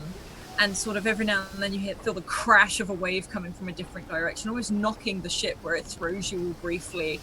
And as you go down further and further, you feel the head of Minerva dip. And it starts to dip very, very low. So much so that you see the wave that's coming up with the white foam almost become a wall to take out the side of what you can't see the sky anymore. As this dark ocean sort of comes up, and I need you all to roll a brawn as this wave crashes down the front of the ship. Okay. I remember we all do have advantages if we want to use them. Yes. I'm gonna burn one right now. Okay. As I'm hanging on, Mm-hmm. real tight, like, Yeah. and also thanks to Shep for, tying me good. Yeah. You all. Sorry. Go on, Wyatt. I'm trying to get a good look at the little girl, see if she's like moving her lips or something, some kind of witchery incantation.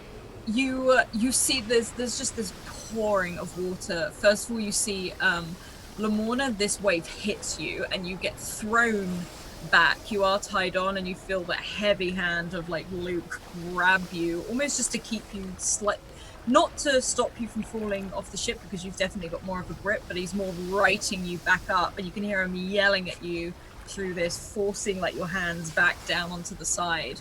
And Douglas, you just apparently you stand there rather fine as you. It's the bare feet. Anyone who doesn't have bare feet's a fool. And you're still singing as this wave hits. You get a mouthful, you sort of spit it out to the side, and your chest feels full as you start singing again. Sally is the girl that I love dearly. Way, hey, hey, hey, bully in the alley. And Shepard, as you're sort of clinging on briefly, and you can hear Douglas, you hear a gurgle for a moment, you hear the captain shouting. You sort of slip up. You don't slide anywhere as you're holding on, and you manage to wrap your wrist around the rope as you feel the draw of the wave start to try and take people off of the ship. And Wyatt, you're standing there trying to stare through this rain, this absolute sort of pounding of rain. And you're looking towards Elizabeth, who is clinging tightly to this mast. Her lips aren't moving. They don't seem to be moving at all. She's just got them her eyes firmly shut. And you can see the grip as if she's digging into the side of this mast as it's happening. You can hear James yelling briefly, as when the wave hits him, it drags him all the way down to the other side of the ship. His rope, you can see, he's still attached. You can see where it's starting to weather and snap as he yells, as the wave draws back out. The water leaves the boat. You can see it pouring, almost like waterfalls off the side, out of all of the sort of holes and stuff, sections of ship. You can see one of the man who normally keeps the rifle on his back is trying to bail as much water as he can off of the ship through the shouts of the captain. And the ship dips again as another wave comes. I'm gonna yell for Shep. So do any of the rest of us see James get swept? Lamorna, you don't see James get swept, but you hear Elizabeth yell about it, as in you hear her shout James as she sort of screams it. It's always ear piercing, as you just about hear it over the storm, but it's very high pitched, so you can hear it as. All right, as soon as I hear it, I'll be looking to see where he is. Okay. If I hear Wyatt's yell too, I'm going after James. If I see what's happening, I assume that Wyatt's yelling for that, so I'm going after him if I can. Yeah. You can both move along the ship. I need you both to roll a brawn to hold on as the ship starts to tip, because you will have to loosen your rope a little bit to go and get him. Oh, yay, advantage. Oh, heck yeah. Both of you, you've describe for me how you both see each other making a move for it, and do you help each other? How are you getting towards James? You can see James is now clinging on. He's shaking rather in a panic. He's trying to pull himself back up. As the ship dips, you see him start to tip. Yeah, I try and bring along some more rope as well. Mm-hmm. Yeah. I'm just gesturing to her and helping us sort of both grab him if we can, and then both hold him on while we're retying the rope. Yeah, you all feel the ship dip, and the back of it comes up very, very high as James sort of skids down to where Head of Minerva is as he clings onto it. You can, both of you, whether Shepherd, you can keep yourself securely held onto the side whilst holding Lamorna's hand as you can reach for James. And he is reaching these little soggy wet fingers for you as you do. What is Douglas doing as this happens? Sally is the girl that I spliced dearly. Way, hey, hey, hey, bully in the alley. You can hear Luke starts to join in as he's trying to make sure that Shepherd's rope is still lashed, as well as the Mourners, where they're trying to reach James. And as the next wave hits, Lamorna, you feel your fingers touch James's, and you lock your fingers with his. And I need everyone to roll me another brawn as this wave comes on the ship and flings you. I'm gonna burn another advantage. Mm-hmm. Oh, ew. Oh dear. Balls. That's okay. I would probably shout as before this tip happens to Shepherd that if it comes to it, he has to let go. Okay. And just say, Shepherd, just trust me. And you yell, and Shepherd, you hear it almost as you see Lamorna and James disappear underneath this wave of water that sort of takes over, and they disappear for a moment in a crash. Wyatt, you are flung from where you stand. Your rope snaps and you slide, almost swirling around in this mess. You see Luke try and dive and jump for you. His hand just misses, but you are hurtling down towards the other end of the deck. Douglas, you're still singing rather merrily. So, I'm sure it's benefiting everyone. you can see Wyatt, however, lose his footing. You hear a dog howling somewhere in this storm. Poor dog. I'm gonna unpin my belaying pin then and start making my way towards Wyatt. Okay. Could you roll a brawn? And Wyatt, I need you to roll a brawn to stay on board. I'm scraping. You have so many advantages. I'm gonna use one of them. Yeah. How do I do the brawn at advantage? You just roll it twice, and we pick the best Just roll one. it twice. Okay. I was going to say. Okay, so Douglas, you see Wyatt. Wyatt tumbles, and Wyatt, you're getting very, very close to the edge where you see this. It almost, the way the wave has come, it looks like the top of the ship is dipped fully down beneath the water, beneath these waves. You look back and you see Lamorna and James disappear. You see it's almost like a nook, literally just in part of the decking that you managed to get your gun and sort of like hold it in there and get your fingertips wedged in there. But Douglas, as you try and reach for him, on a nat one, you tumble and you crash and you head down to the other end of the ship. I will give you one last chance to roll to try and catch. Not fall overboard. I'm definitely going to be using that last advantage. As I'm hanging on. Yeah. just super precariously, can I reach out for him as well? Yeah, roll me a brawn for you to reach out for him as well. All right. I'm going to use another one of my advantages. Go for it. Okay. Okay, it's a combination of Douglas, you feel yourself rolling and tumbling, and you feel yourself sort of clinging onto something and almost scraping down this this decking as the ship almost comes up completely vertical.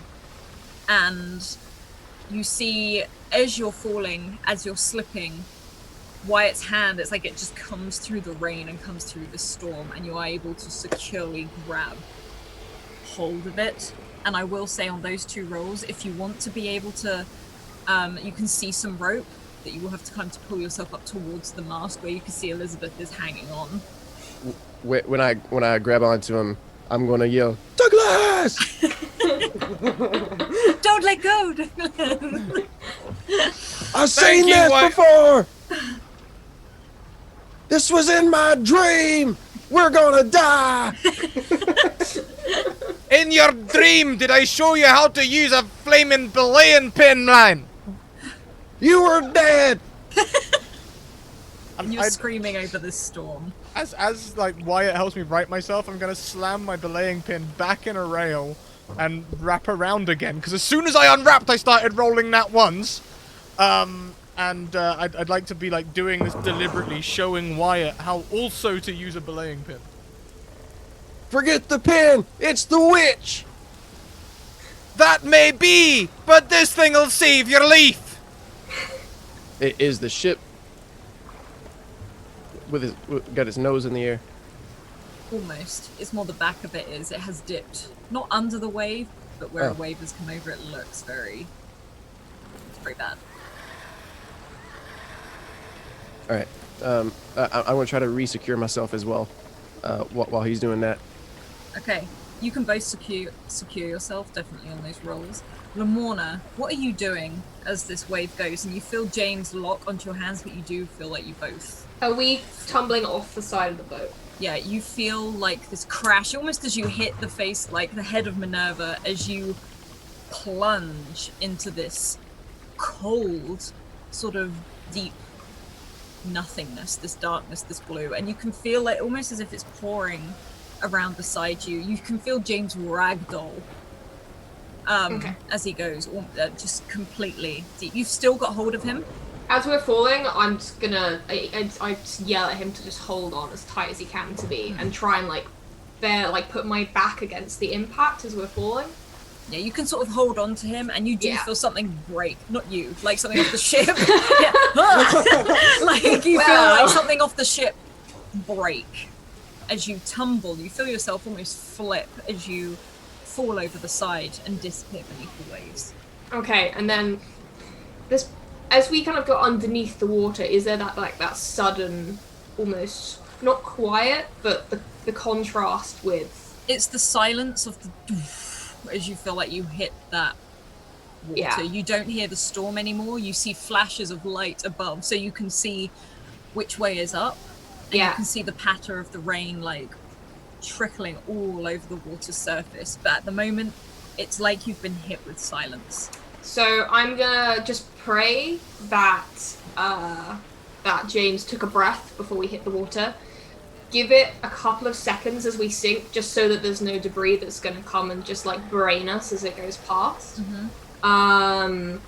Then I'm just gonna try and struggle out of the heavy kind of almost highwayman style overcoat.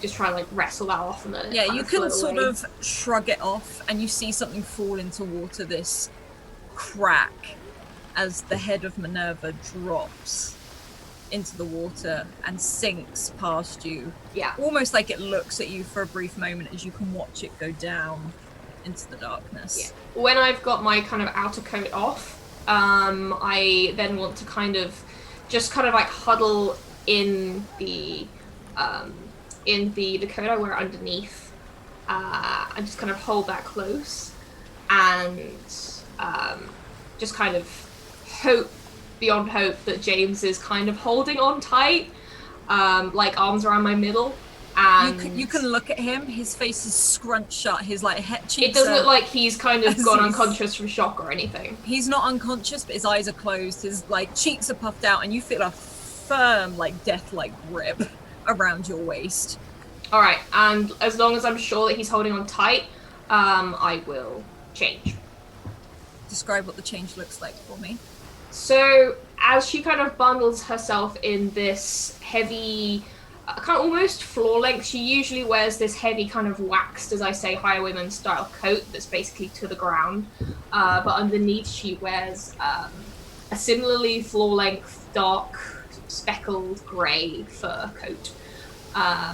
And as she kind of holds it around herself, it's almost like she kind of almost as if the way the water is kind of rippling the coat, it's almost like her whole body shifts with the water, and then it grows and she becomes quite a lot larger, and a lot longer and a lot kind of smoother, and this kind of very dark, mottled, speckled kind of grey.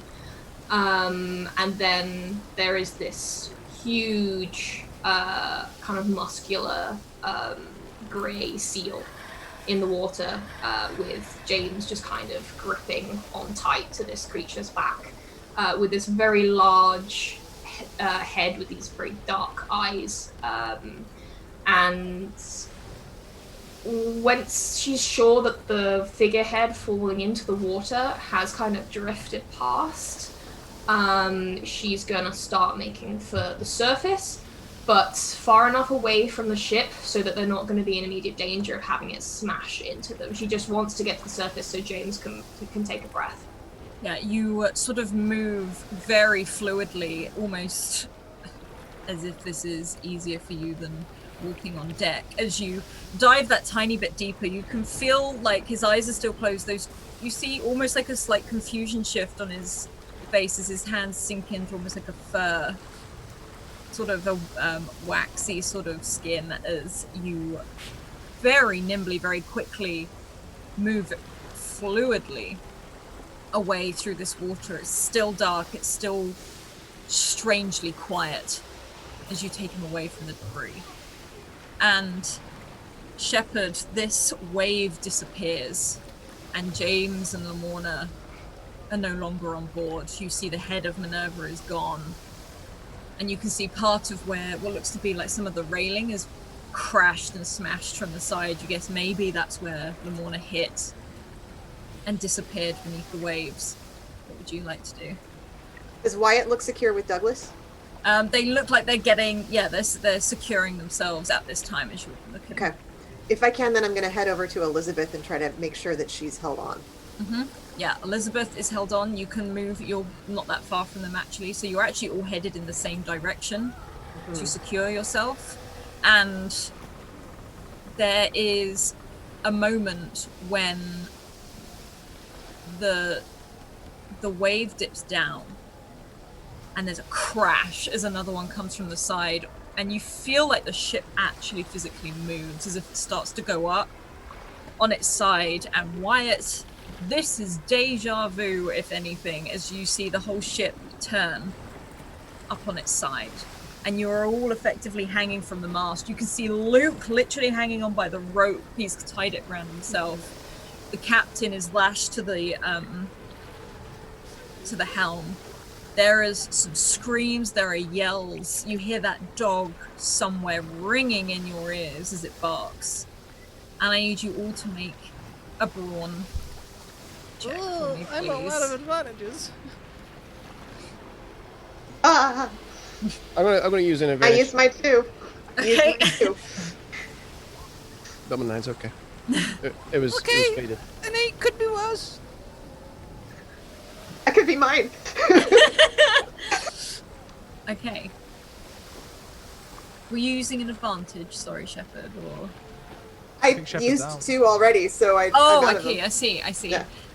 You all hear this creak as this goes. And Shepard, you've got Elizabeth holding on to your hands so tightly, but with this rain, you start to fall. And you leave the ship's mast as you start plunging down towards the water. The last thing you see as you hit the water's surface is just how the ship has turned itself up fully on the side. Elizabeth's face is a face of panic. And I need you to roll a beyond for me. Better luck. Better luck. On a 10, you look up and it's almost like it's a strange moment, almost as if it's in slow motion as you look at her, and as she blinks, her eyes go black. Like some sort of creature you've seen before. And she reaches out for you as you feel the force, as you hit that water, and you drift into noiseless darkness. And Wyatt and Douglas, you are clinging on. You can hear Luke yell. You see his rope go, the wood snap, and he sort of just slides all the way down and crashes. You see the ship start to fully upturn, almost completely overturn. I need you both to make one more brawn check for me, please. Jesus. All right, I got 2 more advantages. I'm going to use one of them. Go for it. Jeepers, dude. Good return on investment. I'm so nervous. There we go. Yeah. You both cling on, and you're holding on tightly as you're seeing crew members drop as if from the sky, landing in the water. You can't see Lamorna anymore. Shepard, you've just seen disappear into this dark blue. Luke, you hear a yell for a moment, and Douglas and Wyatt, you are still tied to this mast very, very tightly as the ship creaks and rocks. The rain thundering as almost it starts to turn completely up on its side. And I could just what's my visuals on the little girl? The little girl, she is on the same thing as you. She's almost like she's not fallen, but she's not holding onto the mast anymore. It's literally the rope that is holding her in place. Can I see your eyes? Roll a beyond for me, please. Okay.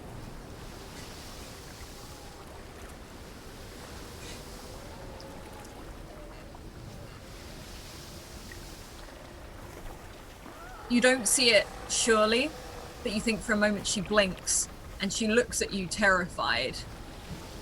And she makes a motion that she just seems to calm for a moment. Goes, hold your breath.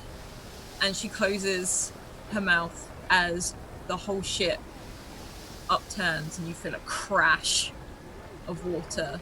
That water fills your ears, rushing. Lightning strikes, thunder rolls, and somewhere you hear a dog bark. Are we being And pulled under? You're pulled under, and that is where we'll leave it this week. For next week. I should have shot that little girl 20 times. She's good, okay? I still maintain she's good. Yeah, she might be why we're alive. Yeah, this You don't is know. great. This is real good. Perfect. Well, I'm fine. Everything's fine. All good. It's good. It's fine. Oh my goodness. What the heck just happened? Oh, well, everyone, thank you for coming along with us on this crazy ride. I love that Matt's like, nope, nope. Right? We have credits to outro with, so check out our social links. Check out all of the things that we promote about all of these people, because they're all wonderful artists, DMs, role players, filmmakers, all the things. So go and check them all out. Also check out our sponsors, Hero Forge, where you can get your very own version of the minis that you might have seen in the break and on the startup screen. Check out Magehand Press, where you can find all of your 5e supplemental needs for all sorts of different settings. They also have a C setting. We didn't use it for this, but it's also amazing. You can see that on Mondays coming very soon. And check out the Deck of Many, who create the Deck of Many animated things, many animated moving cards. The Humblewood setting for 5e. Check it all out. Until next time, everyone, keep on evoking emotions, and we will see you later on. Bye. Bye.